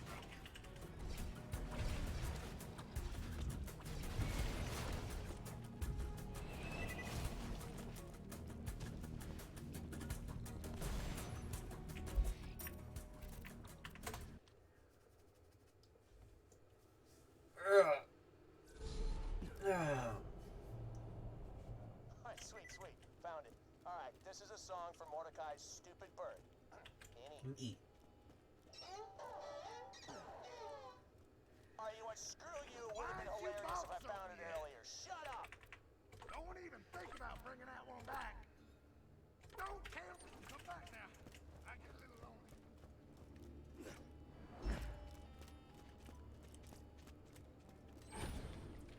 Do do do do do do do do do do do.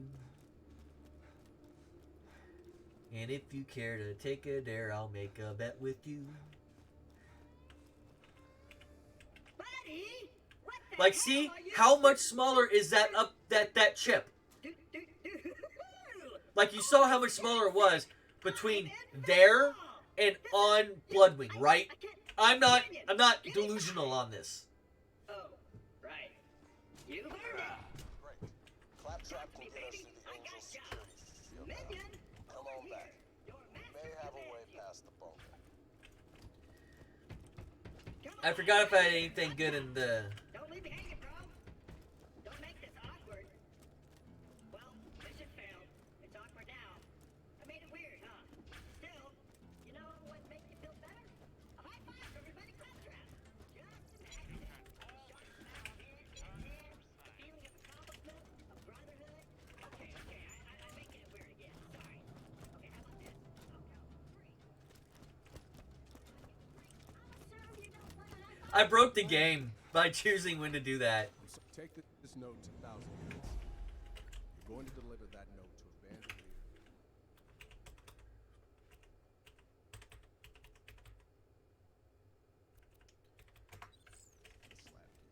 Now, he used to be a part of the Crimson Raiders until his methods got too brutal. I didn't think ripping Hyperion officials limb from limb in front of their loved ones was an effective way to get intel. He disagreed. Still, he owes me a favor, and and he can help us get past the bunker outside control. I had a low-level B? Crap! It, looks like the hiding space for my super secret stash just fell apart, leaving it completely Oh. Congratulations! You successfully subverted my meticulously planned challenges. Why don't you go check out the stash?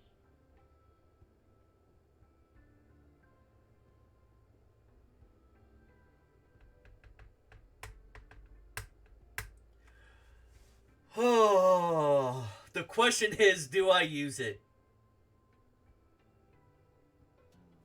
Like, the baby maker is broken. But do I use the bee?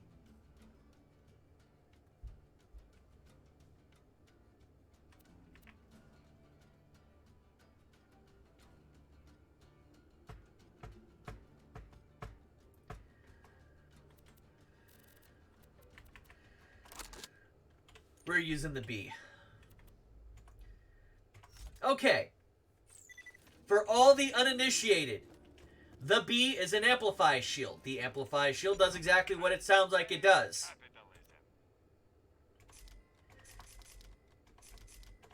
Any bullet that is shot increases whenever it hits, does the damage at the time of the shot.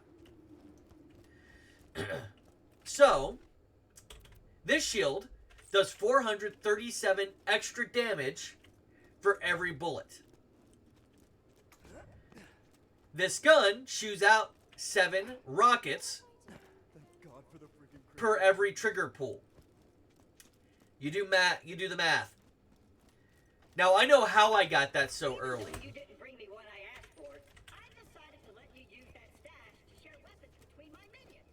Specifically the ones that you control. Look, it's for tweaking items between your characters. Great. And occasionally it has a moment where they just decide to fuck it to the 4th wall. Yeah, I ran out. I keep checking that like it's going to be different. Now, the reason you always pick up the Hyperion Bridge here is it links to the 3 locations we're about to do to move on to the next section. It links to the Wildlife Preserve over there. Lost it after Hyperion killed his dog. It links to the 1,000 Cuts over here. And once we're done with 1,000 Cuts, it's going to take us over to Opportunity, which is the bridge off there to the left.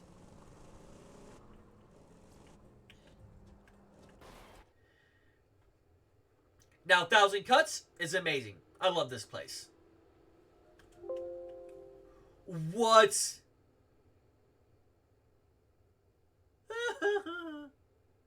Game just crashed on me.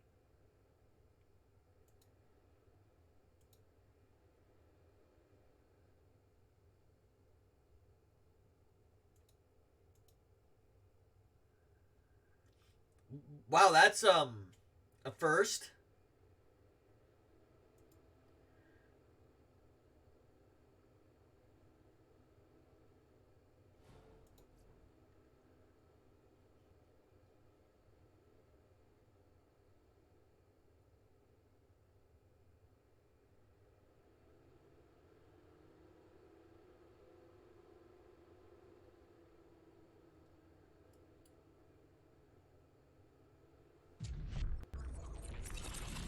All right.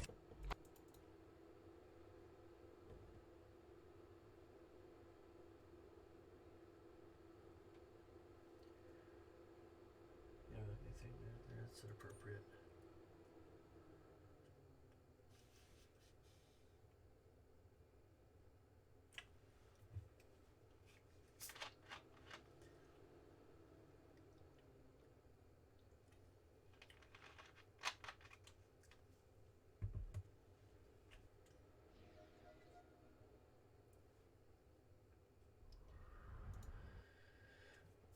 Okay, so it saved me once I got inside 1,000 Cuts. Good. Control Core Angel is at the top of that mountain. That's where the vault keys. Want to see some fun? Slab King is up on the other cliff. He can help us get past the bunker outside. Okay. Wanna meet my girl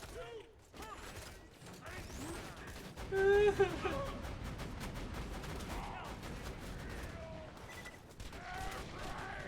So, Amp shields work off a very simple way of working. It adds damage to your to the bullets once they're fired. The catch, the way that the B specifically works is it immediately regenerates due to amp increases. If you lose damage anywhere else, it comes back normally.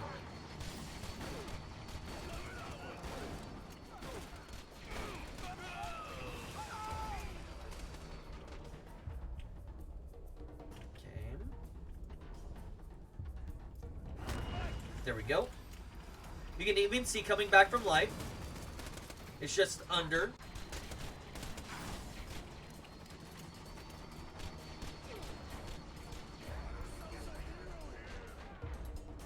Wow.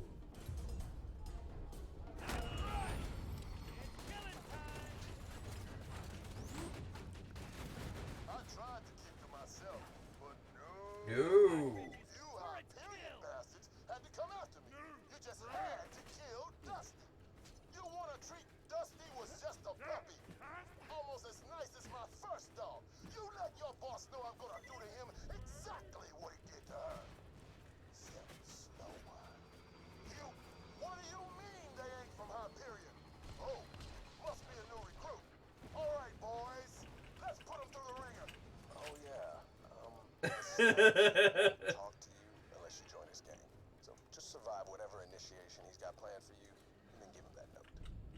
You made it to my throne room, recruit. But now it's time.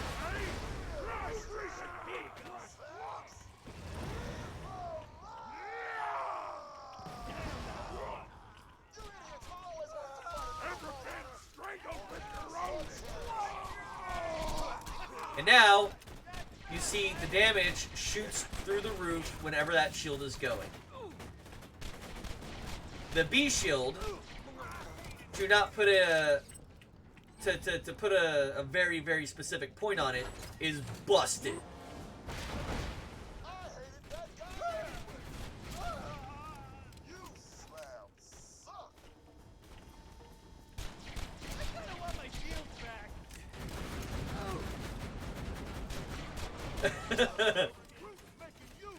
Like bitches.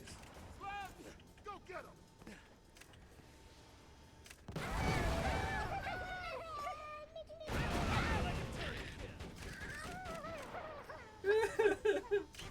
Along with this grenade.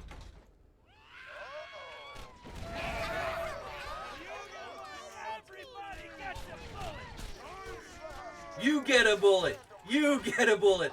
Everybody gets a bullet.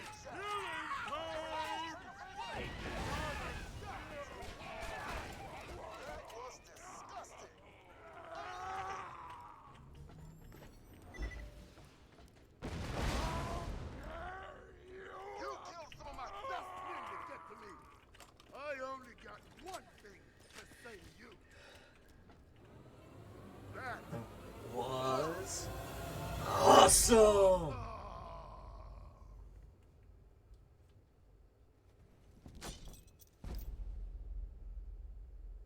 So what you want? What you want? You are the biggest badass of... I was wondering when Roland would call in that favor. So... The bunker. Now that you're one of us, my buzzers could help you take her down. Go tell Roland I'm in. Great job. With Brick's crew on our side, we should have an easier time getting past the bunker protecting Angel. Come on back and we'll see about getting through that door that'll only open for Jack. Sarcastic slab, die! He gets what he deserves every single time.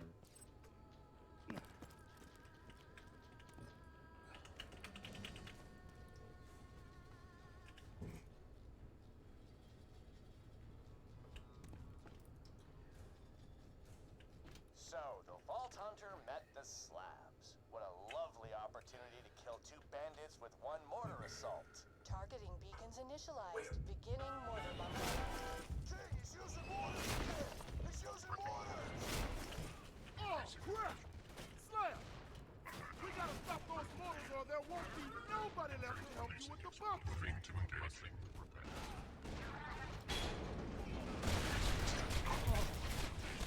Follow me! Jack wants to drop some beacons to guide the mortars. If we don't destroy the beacons, we're dead.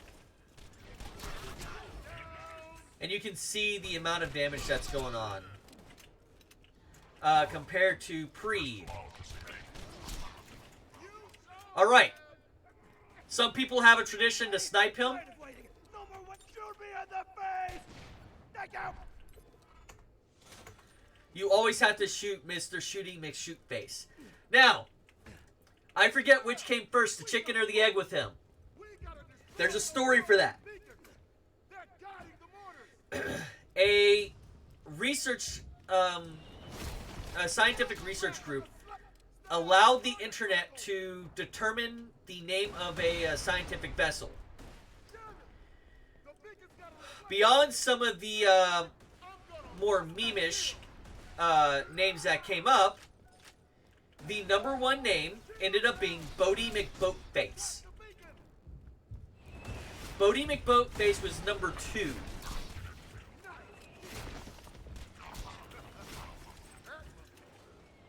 The first one was inappropriate, to say the least. And, yeah.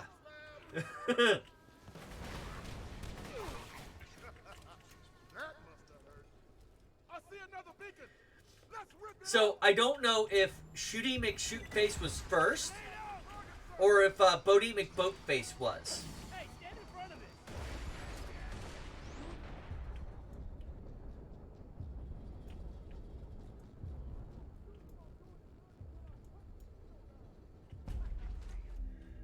But yeah, Bodie McBoatface. One of those things that just... Don't ever let someone... Don't let the internet choose a name for something.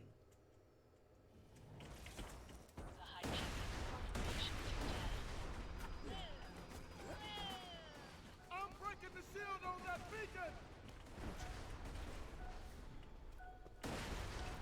I busted the shield!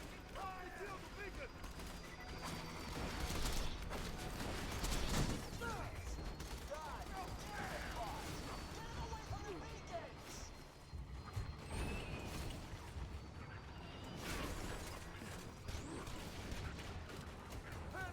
This gun alone is OP, but with the shield it's even worse. This right here is a very chaotic section to begin with.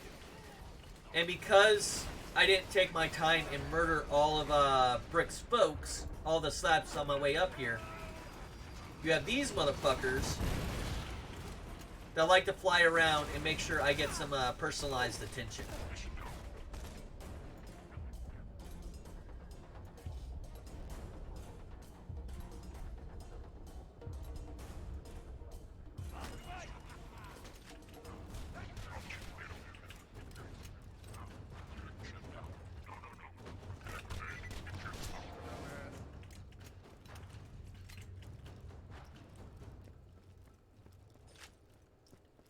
I see another beacon!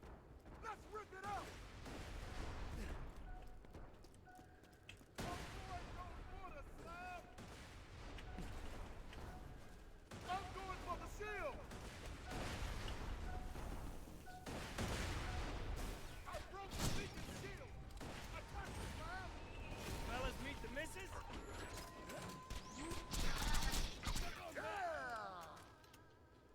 Over here, Slab! Well, that was fun. Badass job today, Slab. I'll meet you back in Sanctuary. Oh, and just so you... Let's see.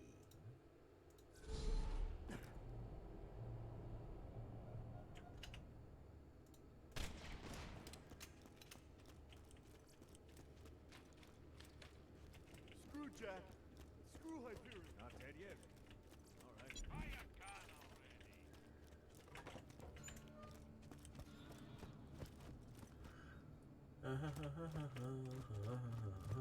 Rolling. Brick, to be honest, I got no idea how to get Hey, past this. Slab.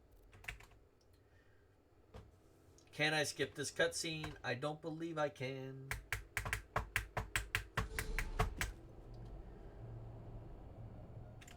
Yes, I can. Oh, look! Hyperion Bridge comes in once more as a great location to pick up. Let me know if anything catches your eye. Nothing like a good sale. Ooh. 6 times 3 is 18. Wasn't so Yes. hard. Doing good, mate? Sharpening around. Let me see. The damage stays at 1100, yeah.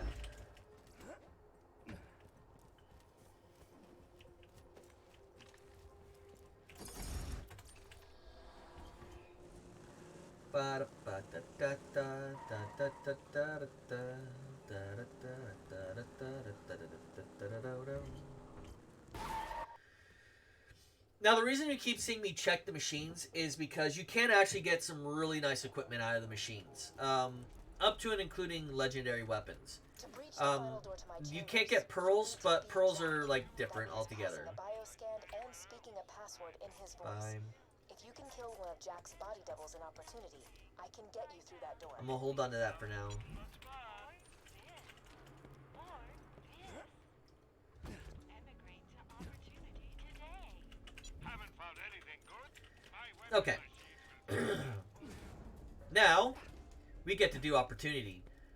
Opportunity is another clustered area.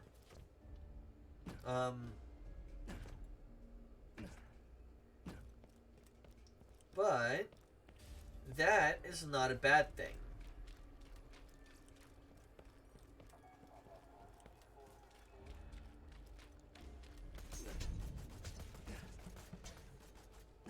Alright, taking damage is, but that's okay.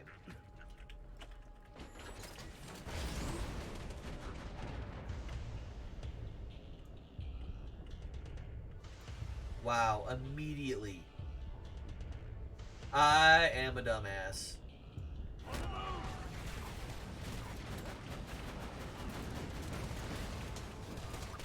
Hi there, double. That's one of the body doubles Jack uses to confuse assassins and impress his underlings.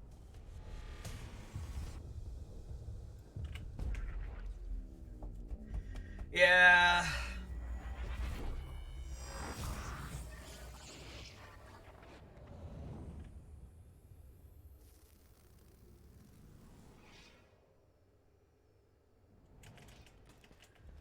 Oh wait, I get a Moxie weapon from, no, not Statue S.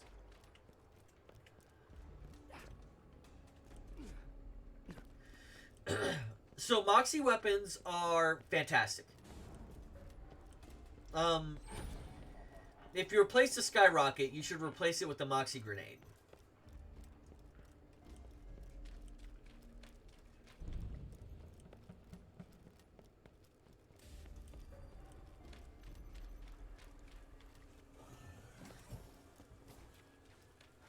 Let's get to killing, sweetheart.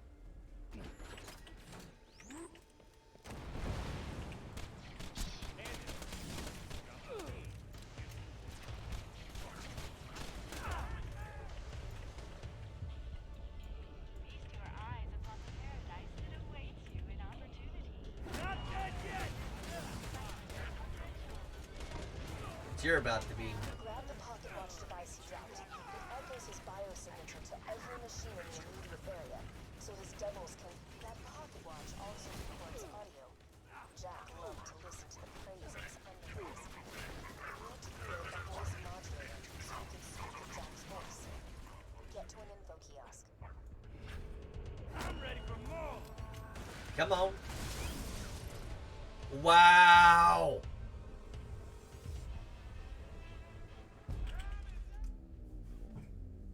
Like, I'd love to blame everything else but myself, but I'm just making stupid decisions here.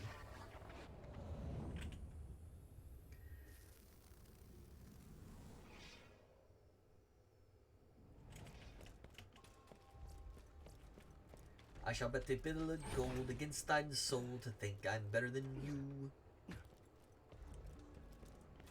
Now you play pretty good, fiddle boy, but give the devil his due.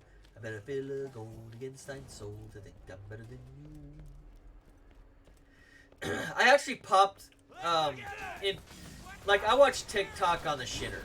That's what TikTok is for me. I don't sit down on my computer and watch it really. I do every now and then. But it's rare that I actually sit down and it's more than anything other than toilet entertainment. Because of the length of the content, it's toilet entertainment to me. I came across someone who said,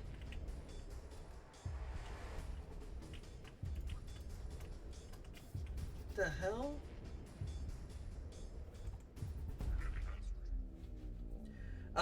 That the devil went down to Georgia.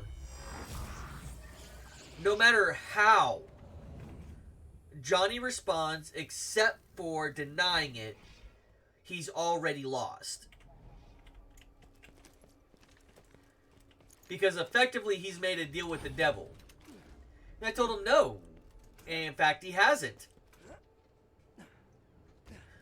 It is not a sin to be prideful. The seven deadly sins is a Catholic concept, not a Christian concept. So, as long as he isn't Catholic, that isn't a deadly sin. And even then, I think most of the deadly sins have been knocked off by now. Like, even things like suicide and mental disabilities can still make you... last time I did my research on it, in the Catholic religion, allow you to still get saved and go to heaven according to their beliefs.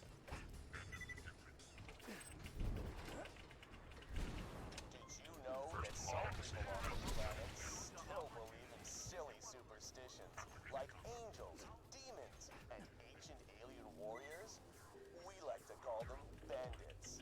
Yes, this is going to work. If I get a few more samples of Jack's voice, I can make a voice modulator for you. You need to get more voice samples from the other input kiosks. Hey, kids, did you know your chances of being disemboweled increase by 80,000% upon leaving the country? It's a scientific fact. I almost have what I need. Just activate a few more kiosks. Did you know you're staring at the future side of the Opportunity Pleasure Palace? That's right. For $1,000, you'll be able to spend an hour with a life-size likeness of you. Hey,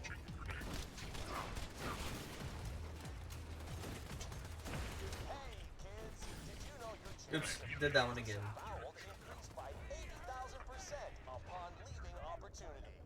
It's a scientific fact.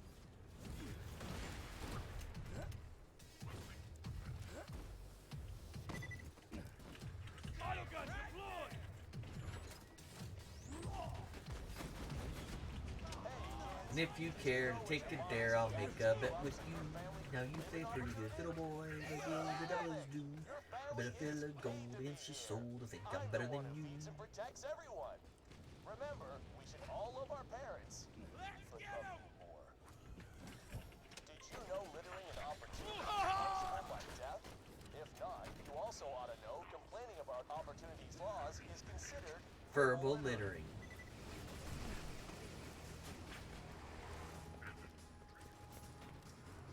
It's almost like I've played this game once or twice, right? Attach the pocket watch quickly.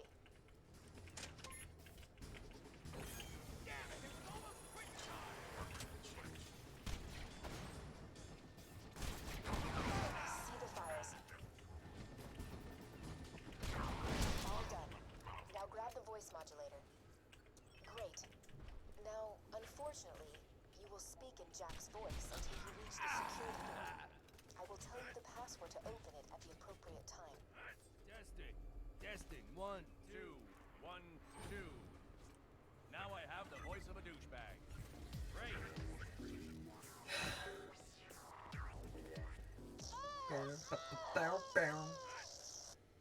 You seriously thought you could hide from me, Angel? Is that what you thought? Say goodbye to your friend, Angel. Say it. See you soon. Now, one would argue that's not actually saying goodbye. I did it again. I'm slipping.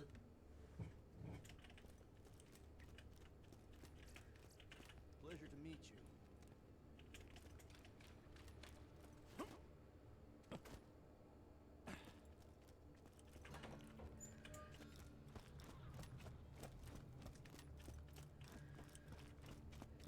This isn't a discussion. You're not going without me. Period. This is it, everybody. Lily. Don't care about that. Mordecai, you're protecting the city.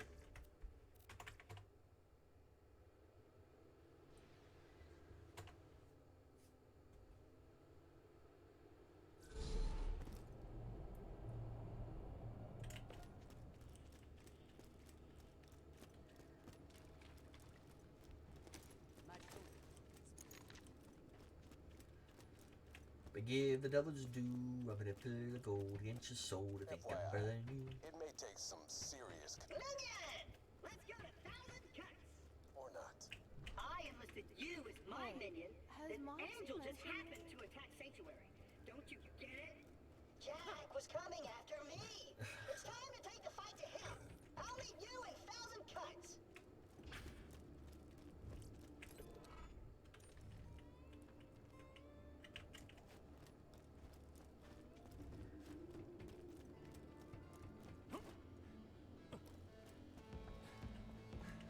Okay, how much do I have? Okay. Here, this isn't my favorite gun, but you might get some use out of it. What do we got? Okay, 22 bad touch. Alright, I need to be right back. I have to use the restroom.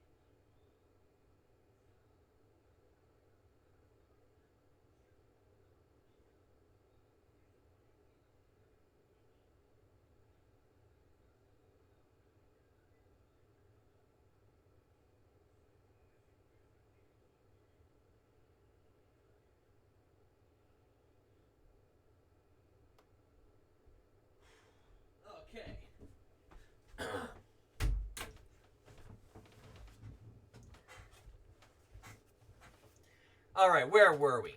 We are on our way to 1,000 Cuts. Now, as much as I love the B shield, if I get a decent sham, I'm switching to the sham. The sham is very high absorption rate. But here's the catch. Like all Borderlands games, I am now underleveled again. And I'm underleveled because I just kind of keep going. Most of the stopping to do experience type of quests do not reward as much as killing bosses. And this is where we get into a really interesting thing. Bunker, who is an Xbox sub, and if you haven't seen him before, well, you're gonna see him here in just a moment. Bunker is a good boss to level off of. With the possibility of dropping a sham, it's even better.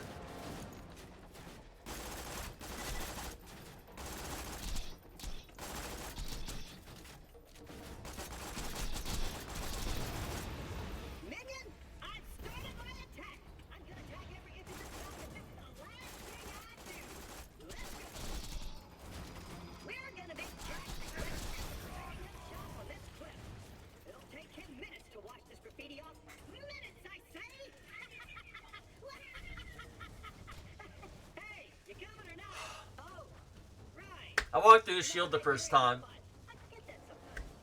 Yeah, I did.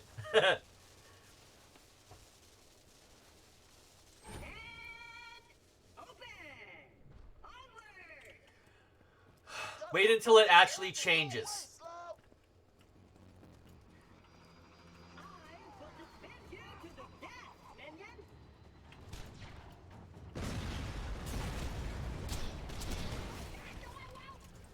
And here where you start to see why this type of method of play can be very dangerous.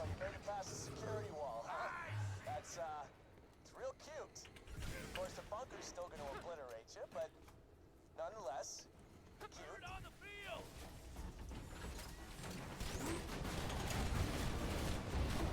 But even with the base Unkempt Herald, you can see the amount of damage I'm doing and how it just destroys.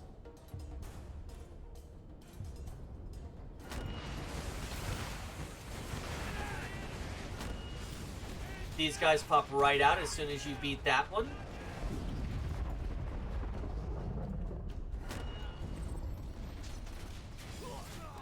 Now, there's a couple of bosses you're going to see me fight throughout. When we get up to Saturn, we're doing Saturn. I don't care about the Hive as much as I care about the amount of experience that Saturn's going to give us. Bunker. Bunker's a good boss to grind off of.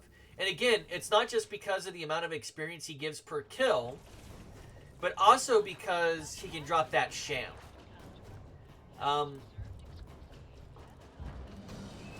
have not gotten as dedicated to it as someone like K6, who has sat down and taken the time and continued to grind upon grind upon grind for the 94% sham. But it exists.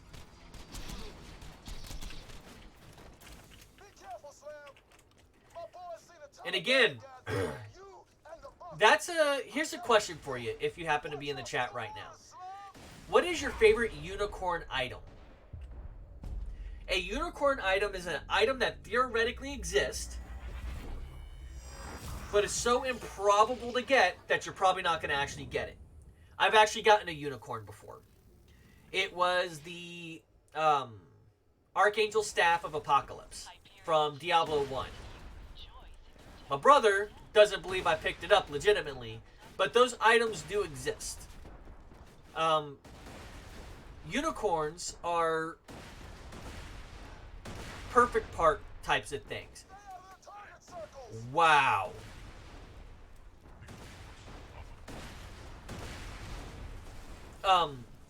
They do exist, but they're just super, super rare. And to actually try and find one is a task unto itself. They ain't rolling out the welcome mat. Maybe you should take out those turrets on the is the goal.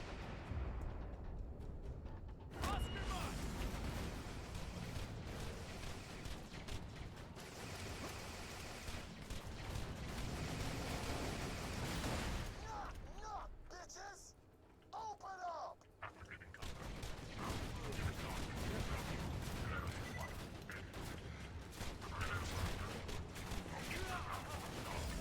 Again, my base damage is fantastic.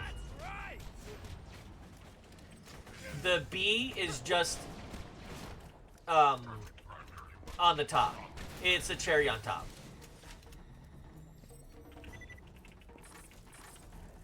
We're gonna go ahead, pick up some more grenades. Now, next thing. When I first played through this game, because of my style of play was so much different back then, like, I used bad weapons. I never did any type of pre-farming. So I came up here about the same level I am now with a bunch of blues and purples. You can imagine that was not an easy thing to do. And it was not. How I ended up beating it was I got a corrosive sniper and I sniped the constructor over here, which we're about to engage. I did everything from a super long range distance.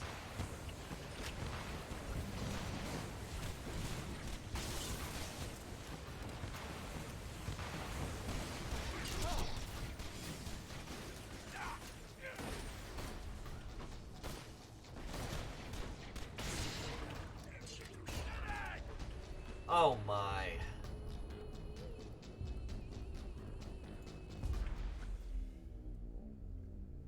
This is an exception. Normally this doesn't happen once I get up to this far. Now, because I never did anything in the smarter way of doing things, what would happen is I would totally get messed up here. Death is for running from at all costs. You're going to see a similar type of behavior with another super badass constructor when we get towards the end of the base game. Which I can tell you is not going to be this session. But like you can see already, I've done a portion of decent damage to it. And it's going to make it that much easier once I get back up there and I start putting rounds on it properly.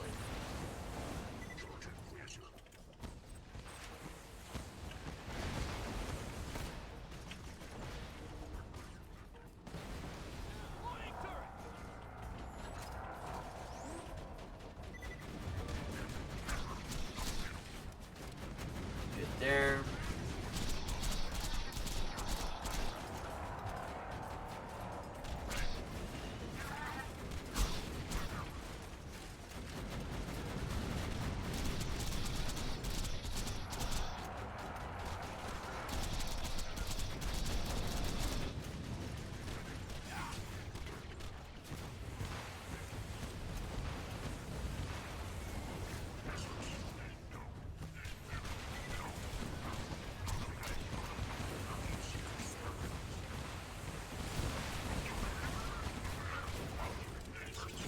I did not realize I was this low on level.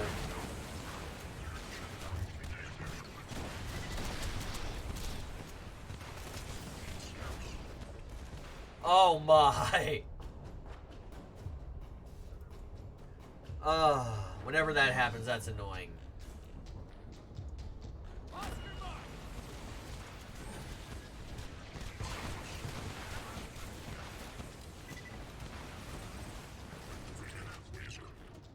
Now, the speedrunners, we're going to get here to in a section.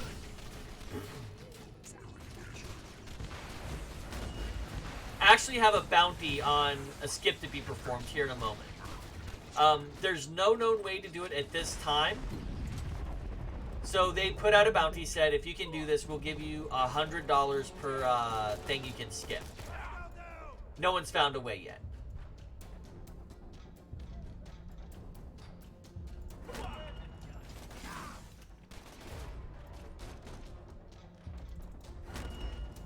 Okay. And again, right now, we're just checking to see if we can't find any legendaries. Because what I'm not necessarily looking for legendary weapons. I'm looking for shields and, like, class modifications. Comms. Oh, look at that. We're all the way up here again. And boy, does that look like it's in the firing range of the Hyperius base. The Helios base. And I paid a visit to your little friend Tanis, and we beat her for hours. We ripped it out of her broken fingers. But we let her live because that's what heroes do. They show mercy. Slab, you're coming up on the bunker. I'm sending some of my boys to help you out.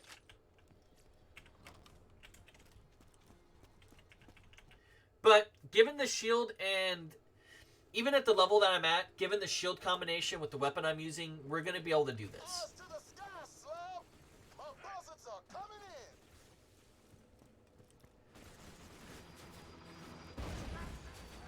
Take out those autocannons, Slab. They're tearing up your air support. Yeah, I know. That force field protects the final door to my chambers. It will only deactivate once you've destroyed the bunker.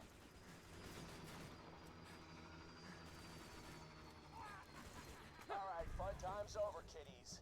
Breaking his mouth breathers couldn't bust my bunker, and neither can you.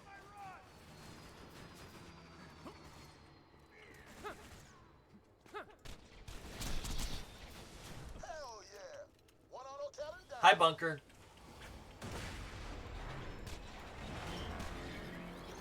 Oh, crap. Keep fighting, Slab. Bust those guns.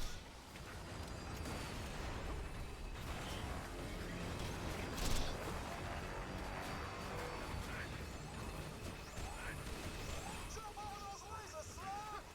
No, really? Look for the buzzard with the white beacon. Slabs are dropping ammo on the center platform. Okay.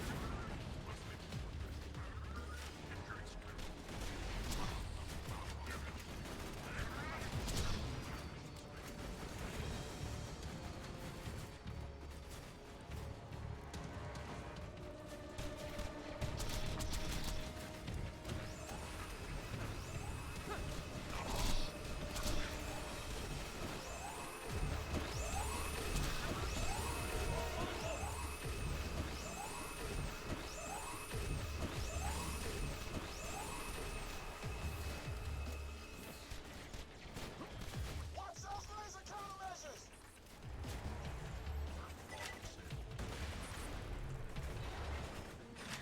First time I played this, I actually got lost getting back to Angel's sanctuary.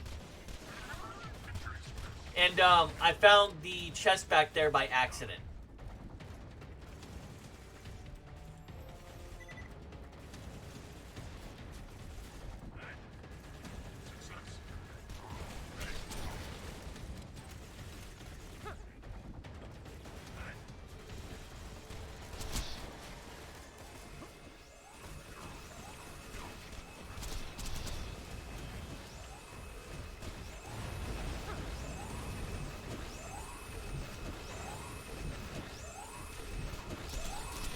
You're doing great, Slab.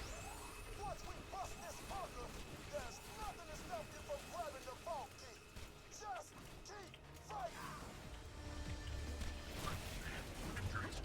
Help incoming on the center platform.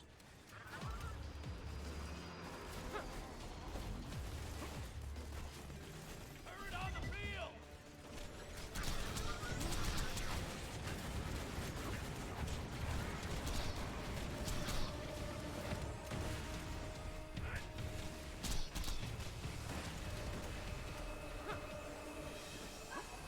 Whee! Jump over. Bam, bam, bam. No more autocannons. Good job, Slab. Now, this was actually a very good moment your first playthrough. You really think I'd protect Angel with nothing but a couple of bots and some flimsy turrets? You see, you're not at the bunker right now. The bunker isn't a place. That's the bunker. Meet the BNK-3R, the greatest defense bot ever built. Designed her myself. Now do me a favor and die.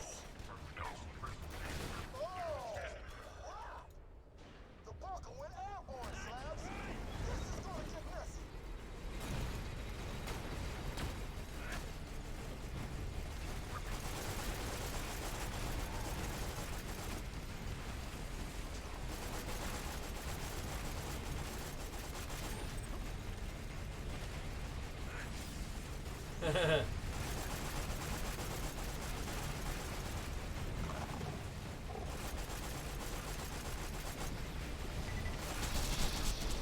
Oh, there we go. That's the sound I like to hear.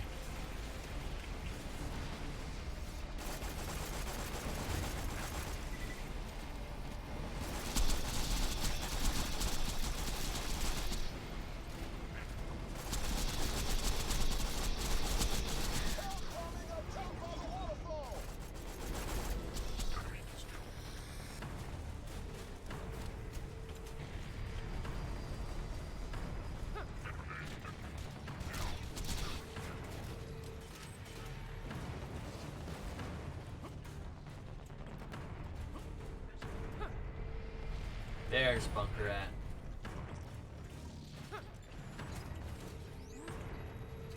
Oh, no, it did a pass over.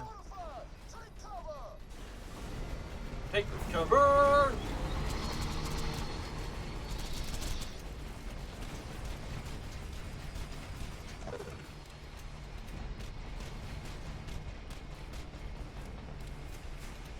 With Zero, you can actually take this guy out with one hit.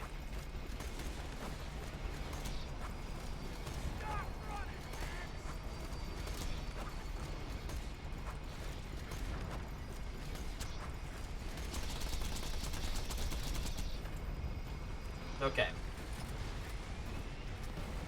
So now I kind of got to run around until I get some more ammo.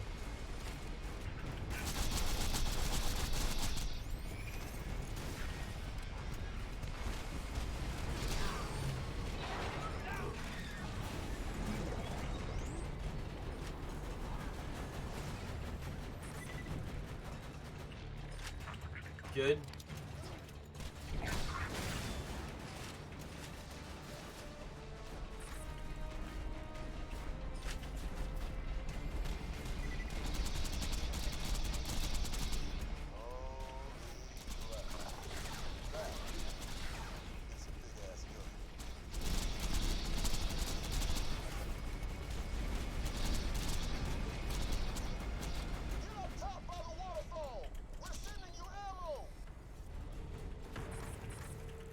I'm just gonna rob Hyperion.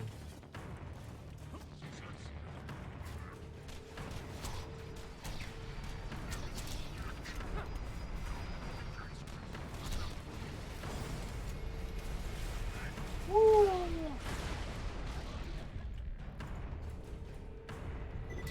There we go. Okay. We're swapping that out for that.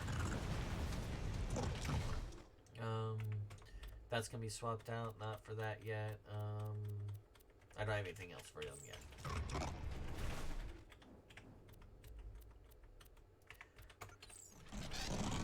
Extra health is always a good thing. Let's see. Nothing. Yeah.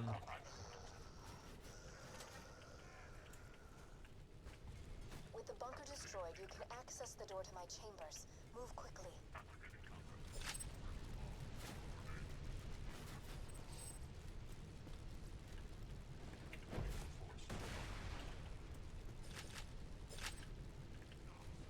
I'm double checking. Sometimes I miss them as they come down.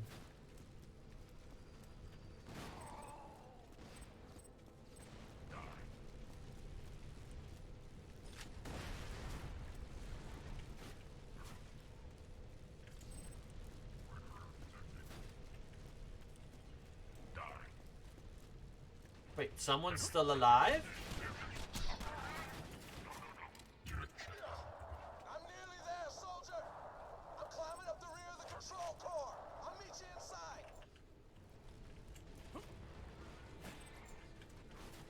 Preparing bioscan. Please stand up. And here is effectively the auto scroller of the game. Biosignature confirmed.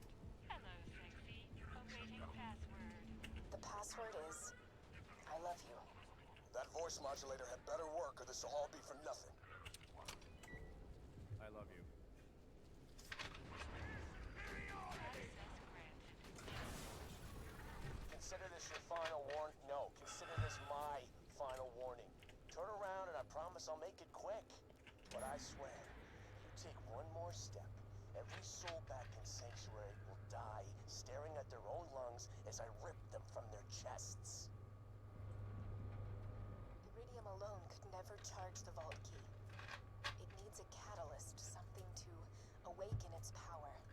Which presents the problem of this kind of being a retcon. His siren catalyst a long time ago. He kept her hidden from the world for years, but finally Who charged the key in the past? set her free. Or, I see this as kind of a continuity thing. And it's because when Birch started writing, Getting close. Hurry and he put a greater focus on the Sirens as a class of being. And it puts a huge, huge emphasis on the Sirens from here on out in the series. executing phase shift. The key is here, but to truly stop Jack from waking the warrior, you cannot just steal the vault key. You must destroy his catalyst. You must destroy Like, when I think about it more, it seems like they're describing her being forced to do it, but on the same token, it sounds like the key can't recharge without Sirens. It's a weird way that he phrased it for everything else that's like kind of, I want to say meticulous. It's very frustrating for that to see that there. What the hell are you doing? Angel!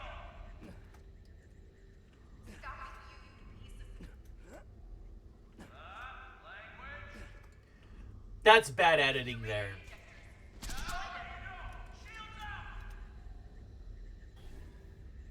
No, I'll try to expose the ejectors. Just hold on. Bandit, if you keep this up, I'm heading down there to blow your brains out myself. You hear me? Do it, I dare you. He's lying. The count would never face you in person.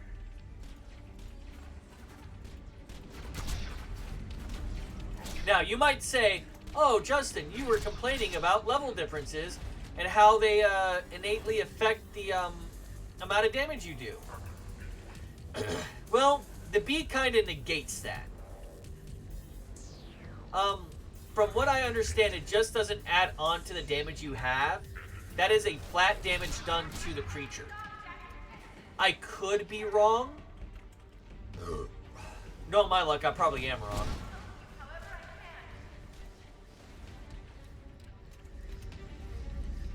But yeah.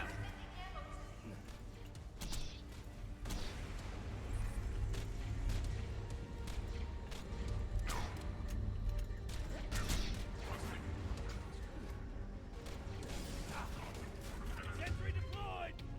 Sentry deployed.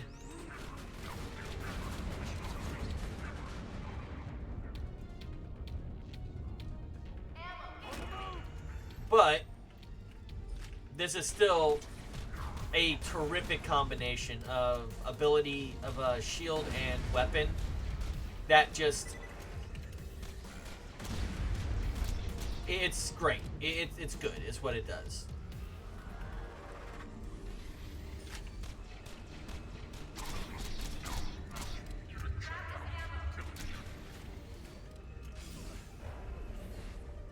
And there we go. Did you miss me?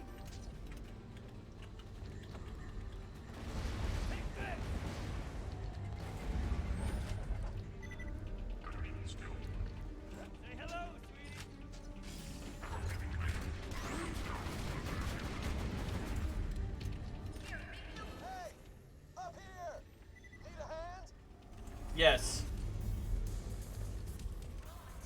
I need you to lower the shields around my iridium injectors. Did I miss something? Or is Angel a siren? She's a siren. Now, Roland. Personally, I think Roland has a thing for sirens. Because it doesn't take nothing for her to tell him what to do, and he's already on top of it.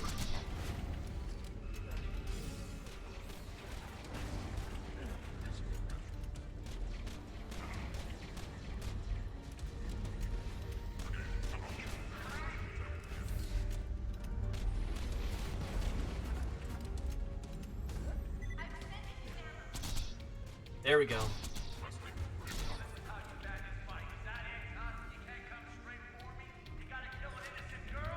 You can come straight for me now. Works. They'll try to guilt you to make you think it's your fault. Don't listen.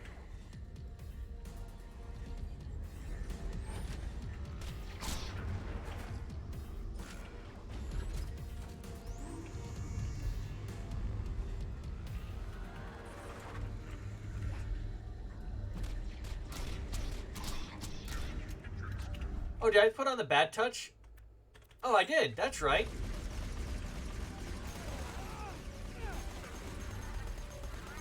The shield's down! Shoot the injector! It's that one. That's right.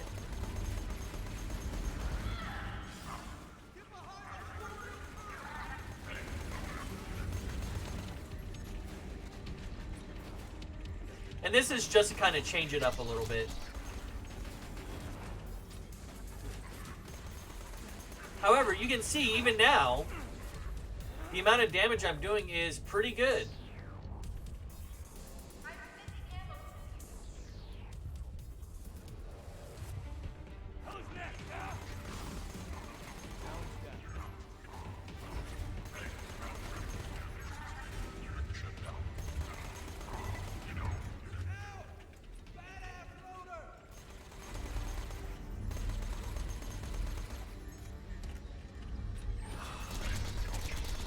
See? I'll expose the injectors! Just stay alive! All you have to do is stay alive.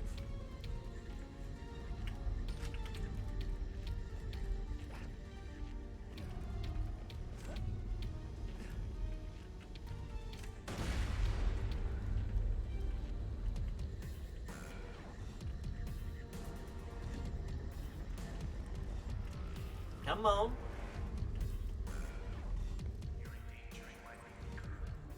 This is my vow. Every friend, every child, every person you've ever passed on the street, I'm gonna kill them all. No, you won't. All rules based.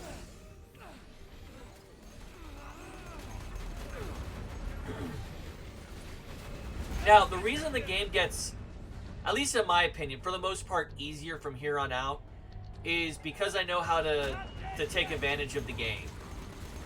With the shield that I have and the weapons that I use, I never have a problem from here on out in the game. Like, I'm going to have places where I die just because of the numbers of enemies and how many I'm ignoring. But I don't feel it necessary at certain points to just completely stop and grind up. You're going to see me do it one more time with Bunker. And that's because Bunker is not only a good grind, it's necessary in my opinion. Because right now I'm dealing with a lot of level 25 stuff, and when we get to the Arid Waste, I think that's the name of it, those monsters stay around the same level. So you have two options: struggle,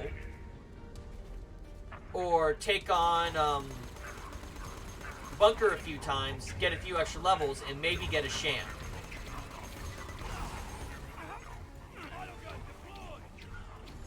I lowered the shield! Hit the injector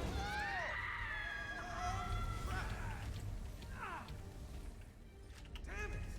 Now I can't reach the last injection pin. I don't know what. How you doing? Lilith, what the hell? Told you not to come. Yeah, and I didn't listen. Hey, look, bad guys.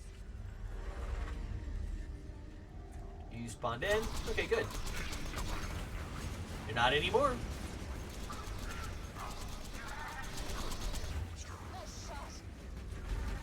Gotta burn them down.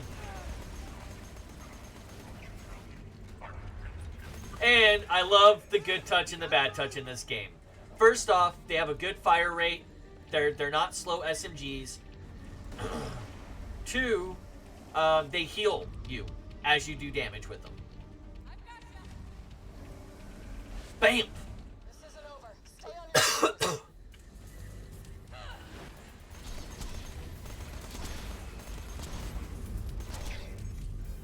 Now, one of the things that they do that slightly annoys me is after this happens, they treat her bamping others around as if it's a real significant challenge for her. But here, like now in this scene, it seems nearly casual. They could have said, oh yeah, after doing that much work, I have to have 2 days of rest before I can start just teleporting people around again. Which would have worked from a narrative position and from an in-game, in-world position as well.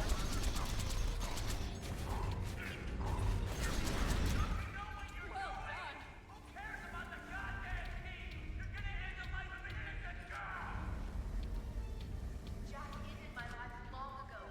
This has to end now, Walter. I got the shield down. Hit the injector. It's done.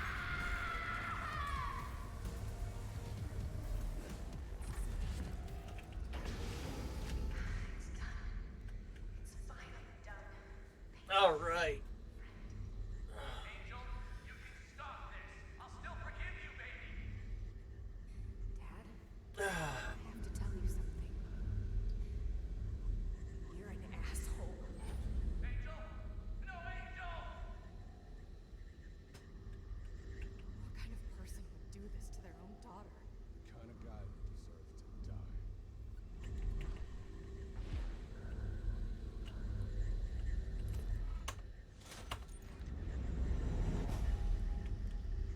Now, this is actually an interesting cutscene. Because unlike some video games, 3 did a bad job on it. To awaken the warrior. The Vault Hunters are actually This isn't involved over yet. here. We gotta find Jack and take him out. Lilith, take the vault key to Tannis. I'm going after Jack. Bam. You actually see him teleport in. Son. You bastard! I'm gonna... Language. What's that saying? Don't pick a fight with a man. Although, I would argue that why in the fuck am I not shooting this bastard in the face? And I got the most powerful siren on the planet to do it with. Lilith, kill the Vault Hunter. We've got a date to keep with the warrior. Do it, Lilith.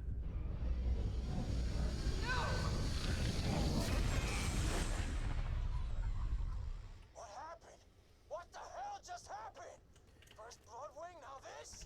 Now, I have to say something where 3 did a lot better than this, is the characters actually interact with the other people in the game, rather than just being silent heroes, which, for me, is a good thing. But overall, that's the one real weakness for me in this game. How the hell did you get... Every time. Could I have a refund, please? This gun doesn't seem to work. I don't know.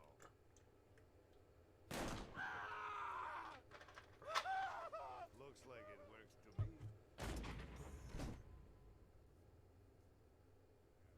Oh, friggin' Vault Hunters. Son of a bitch. Rubbed me blind. And all you had was the cheap stuff back there, Marcus. Are you okay? Did I get you to Sanctuary? I feel wrong. This device Jack's using on me.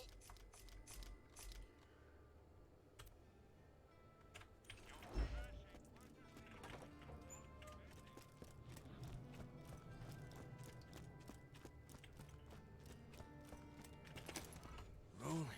Vault Hunter, all we got left. Okay. Bloodwing, the vault key. You just need to find out where this warrior is buried. There's only one place Let's go on ahead and get some more Pandora SMG that rounds. info. The Hyperion Info Stockade. Get there. I don't care what you buy, just buy something. Don't tell you know where to find me. All right. People of Pandora, my daughter is dead. Murdered by the Vault Hunter. So I've decided I'm rescinding the bounty on the Vault Hunter. If you should kill that child-murdering son of a bitch before I do, I will find you, and you will regret denying me my vengeance. Now, something I want to say about Jack. Is he a good father? I'm not talking like in the metaphorical sense, I'm talking straight up. Is he a good father? Because something that came up in one of my random thoughts in my brain is whether or not he's a good father. We know he's a really good CEO. In this universe, he's a fantastic CEO. Which, this universe drives itself off of, results. And Jack gets results. But, is he a good father? And a lot of people's first reaction, and I don't think he's a good father. I'm just doing this so I have something to talk about. Most people's reactions is right. He's not a good father. But not because of the way that he did Angel over there. Because even then, when his daughter has died and he rescinds the bounty, it's not about actually bringing her killer to justice. It's about him killing her killer. So she has nothing to do with it. It's kind of like Brick and his puppy. It has less to do with what was taken away than the behavior that they get to do afterwards.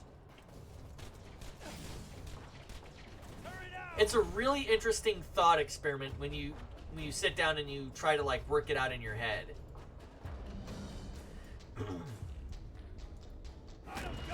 Because I see one of the funner arguments online, and I've never gotten into them. I just I love reading comments on this one and seeing people argue about it.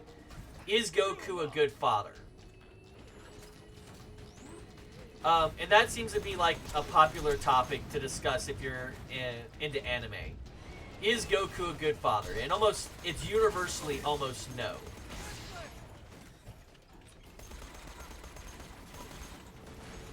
You never hear that he's a good father, a good husband. You always hear about all the negatives about him.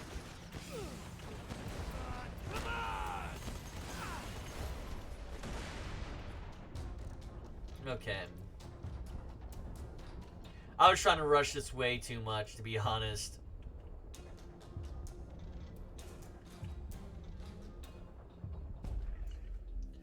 But, is Goku a good father? No. Is Jack a good father? No. But I don't think it's because he used Angel as some type of way to get more power. I say he's not a good father because of his reaction afterwards. When he wants revenge. It doesn't matter that the person died or possibly suffered. It only matters that he does it. Bitches.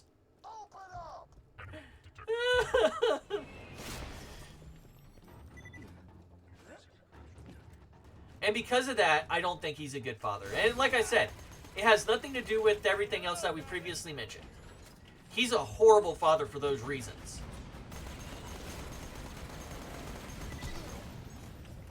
But everything about the character is me-driven, not driven by something else.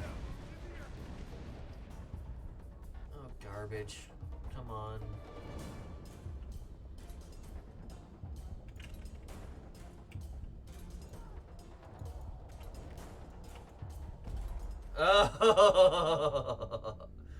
Coming back up here the second time around is a hard mark, to be honest. Ooh. The wife might be home. I haven't gotten a phone call. She normally calls me whenever she gets off of work on... And again, part of the reason this is I'm dying so often is because of how underleveled I am. And once I get back up to Bunker, I can tear apart Bunker, to be honest. Bunker isn't a challenge to me. All these extra guys around. Keeping my shield from going back up? Yes.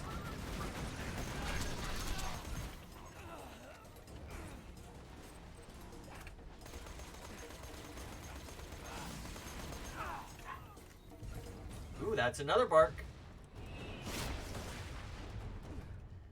If she's home already, I'm about to have to leave. Then what I'll do is I'll get up to Bunker, and then I will stop there.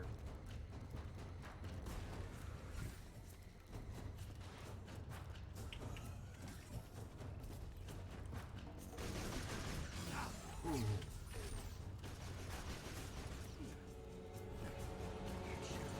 After you come up here the first time, you don't have to sit there and fight everything. I was just going to do them for the extra experience.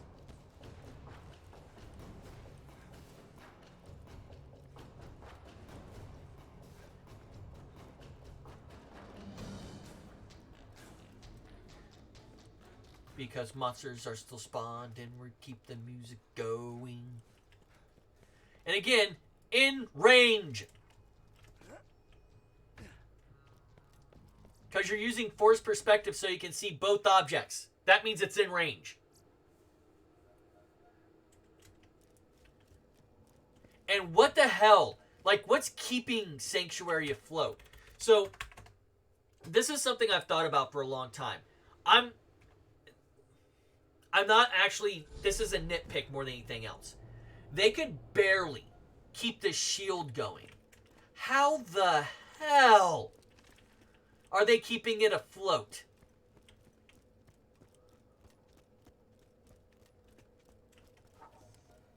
Much less, how are they keeping it afloat and not getting bombarded every single hour by Jack's forces?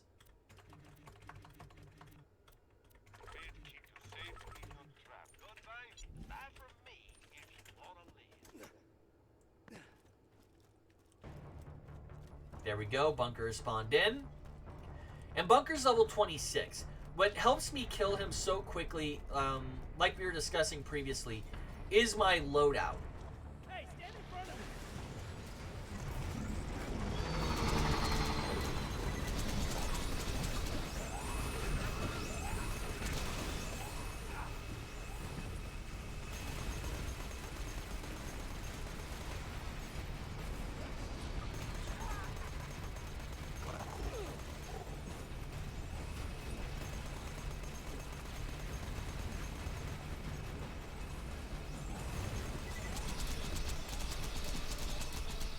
And you can hear all that amp damage. He's about to bugger off now because he's below half.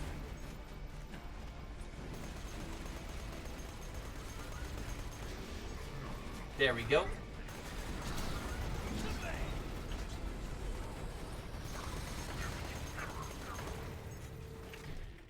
Real quick, we are going to bump up our healing here.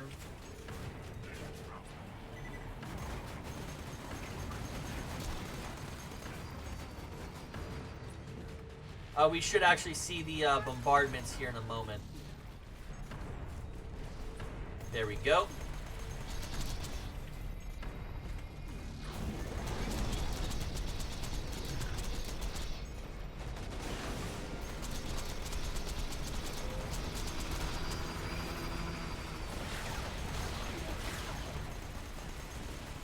Hello? Is it me you're corroding for?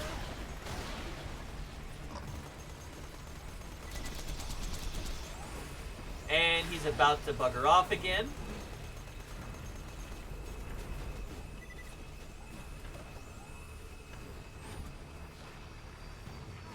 Yeah, once my wife gets home, I gotta go out, get a new battery for my car. Once I get the new battery, I need to get it in, get my car down over to the tire place, make sure my tires are good. And look at that experience.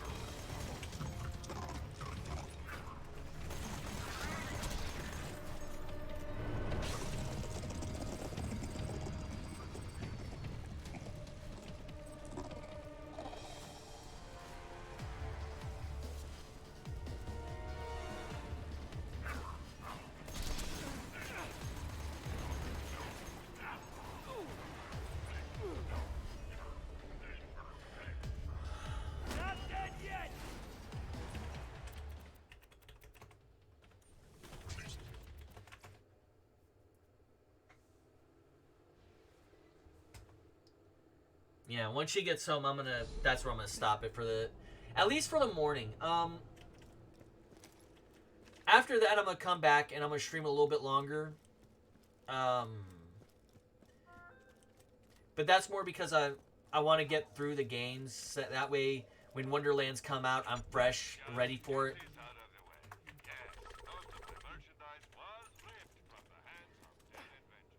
And Wonderlands is probably going to consume my first. So here's the catch, and I've bitched about this dude before. People who really like playing video games don't just go, okay, I've played for 3 hours and I'm done. Especially if they're a live streamer.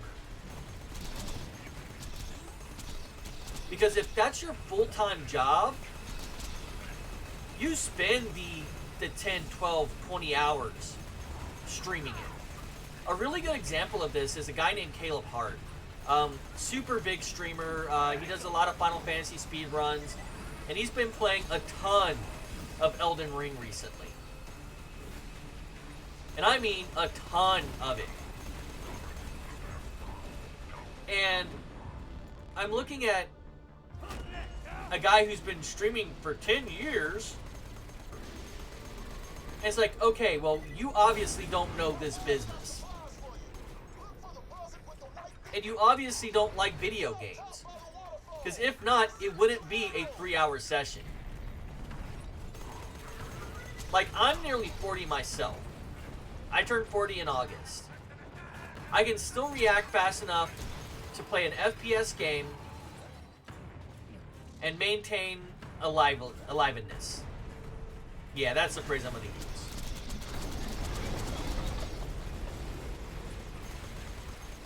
So tell me, how is it someone who is nearly the same age and plays video games less than me having problems with dexterity and attentiveness?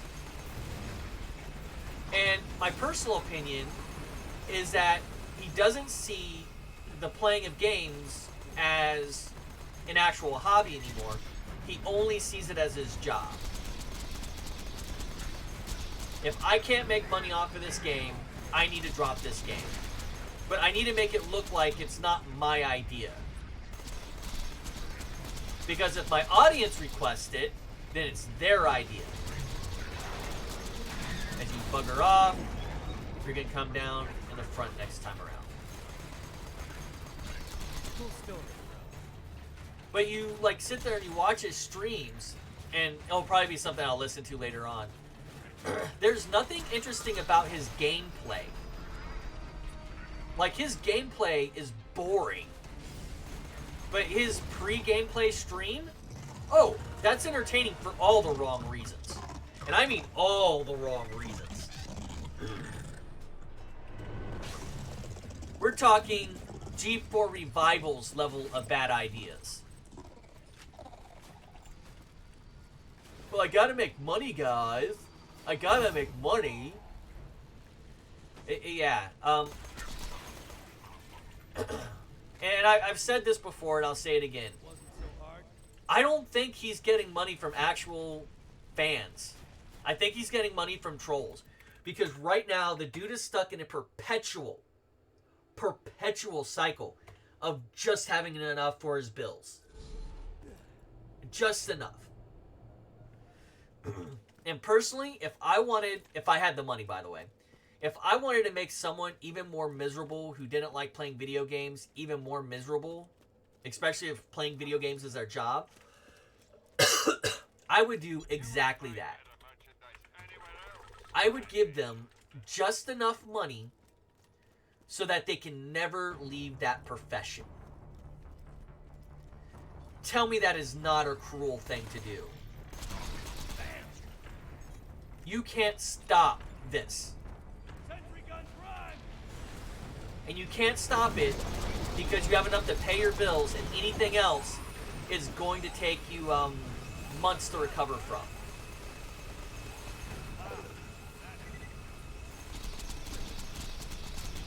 It is a cruel, cruel thing if that's what's happening. And it's what I think is happening. The guy's being trolled so bad and he doesn't know it. Well, I'm really trolling the trolls because they don't understand that I like this. No.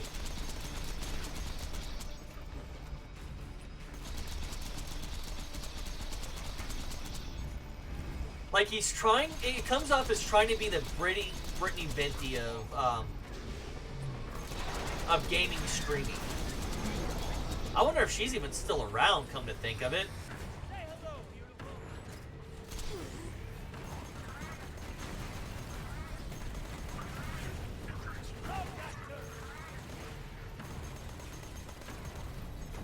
Like, yeah, I'm really wondering. I'm gonna have to look her up later.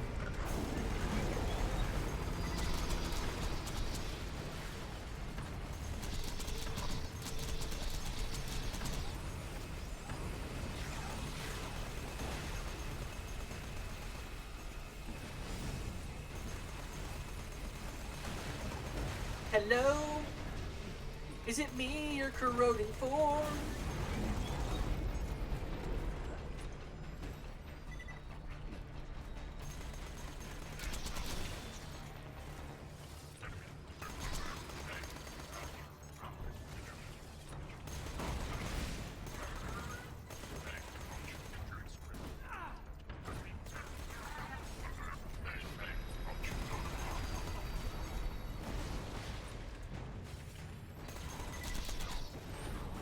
We shouldn't get another cycle. He should pop up there this time.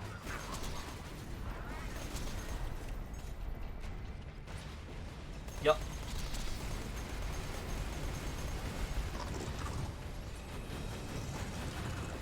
I'm not getting nearly as much experience as I should be.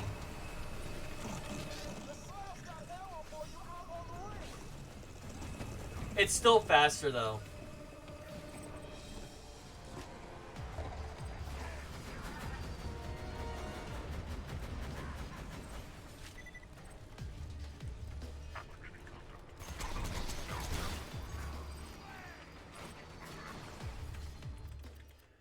But yeah, I sit down and I watch some of these people, and they're like some of these streamers, and it's not all of them. That's the catch. Like you sit down and you watch someone like Co Carnage, and I prop him up occasionally. Sit down and watch Co. Co is appreciative of his audience. He's engaging with his audience, no matter what he's playing. He's playing Elden Ring, he's still engaging with his audience because that's who pays his bills. Boy gets paid too. And he's our age. He's getting up there in age. He's an elder gamer. And elder just meaning that he's been gaming on these platforms for a long time. Not necessarily old.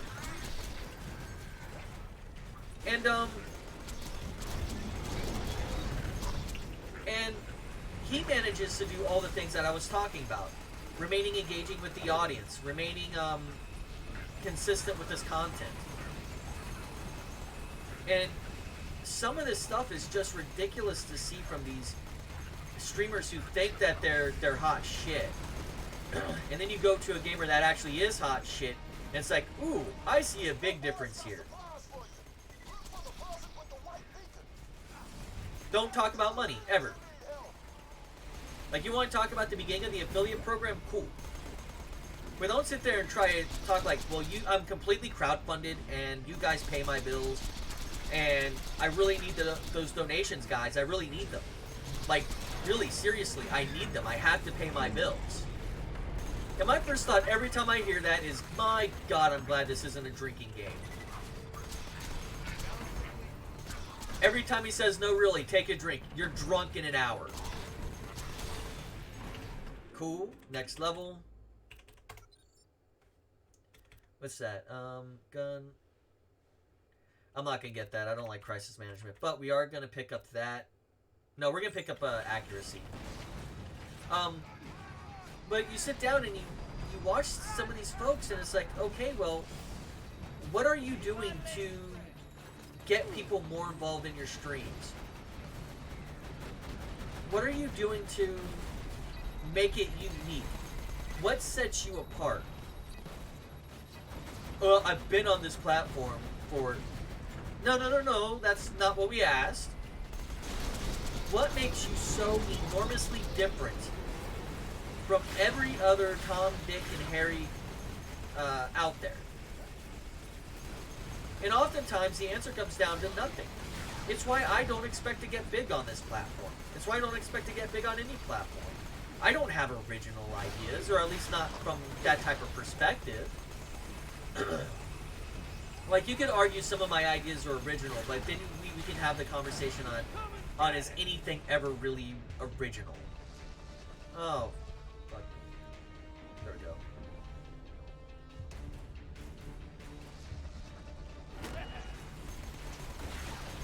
go. You can get into the conversation about what is original thought and so forth and so on, but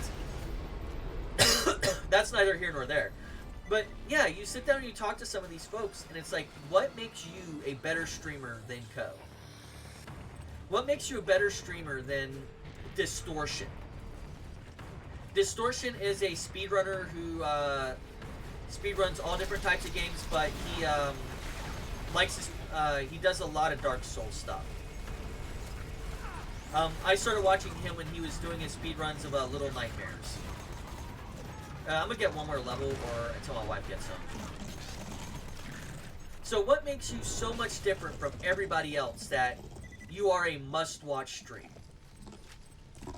And you know what? I'm honest, I'm not. I am not so special that I should take away that audience. Ooh, what do we have here? A bitch? Analytical bitch. Fire rate's higher. Slag damage is up. Do I want a bigger audience? Absolutely.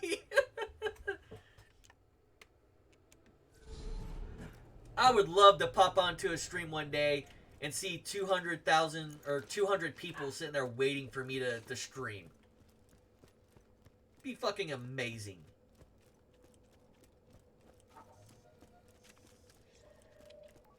It's a fine day, full of opportunity. Farewell. I'm going to call it here, actually. I'm still going to have to grind out another level off of him. It's not going to take that much longer. But I have to do a little bit more research before my wife gets off work, and I have to go and get my car taken care of today. That's a requirement. But I do want to say, be back here later on today. I will be streaming again. And we should be moving beyond at least getting up to Heroes Pass tonight. But I want to say good morning, good afternoon, good night, whatever time of day it is for you, and may joy be to every life.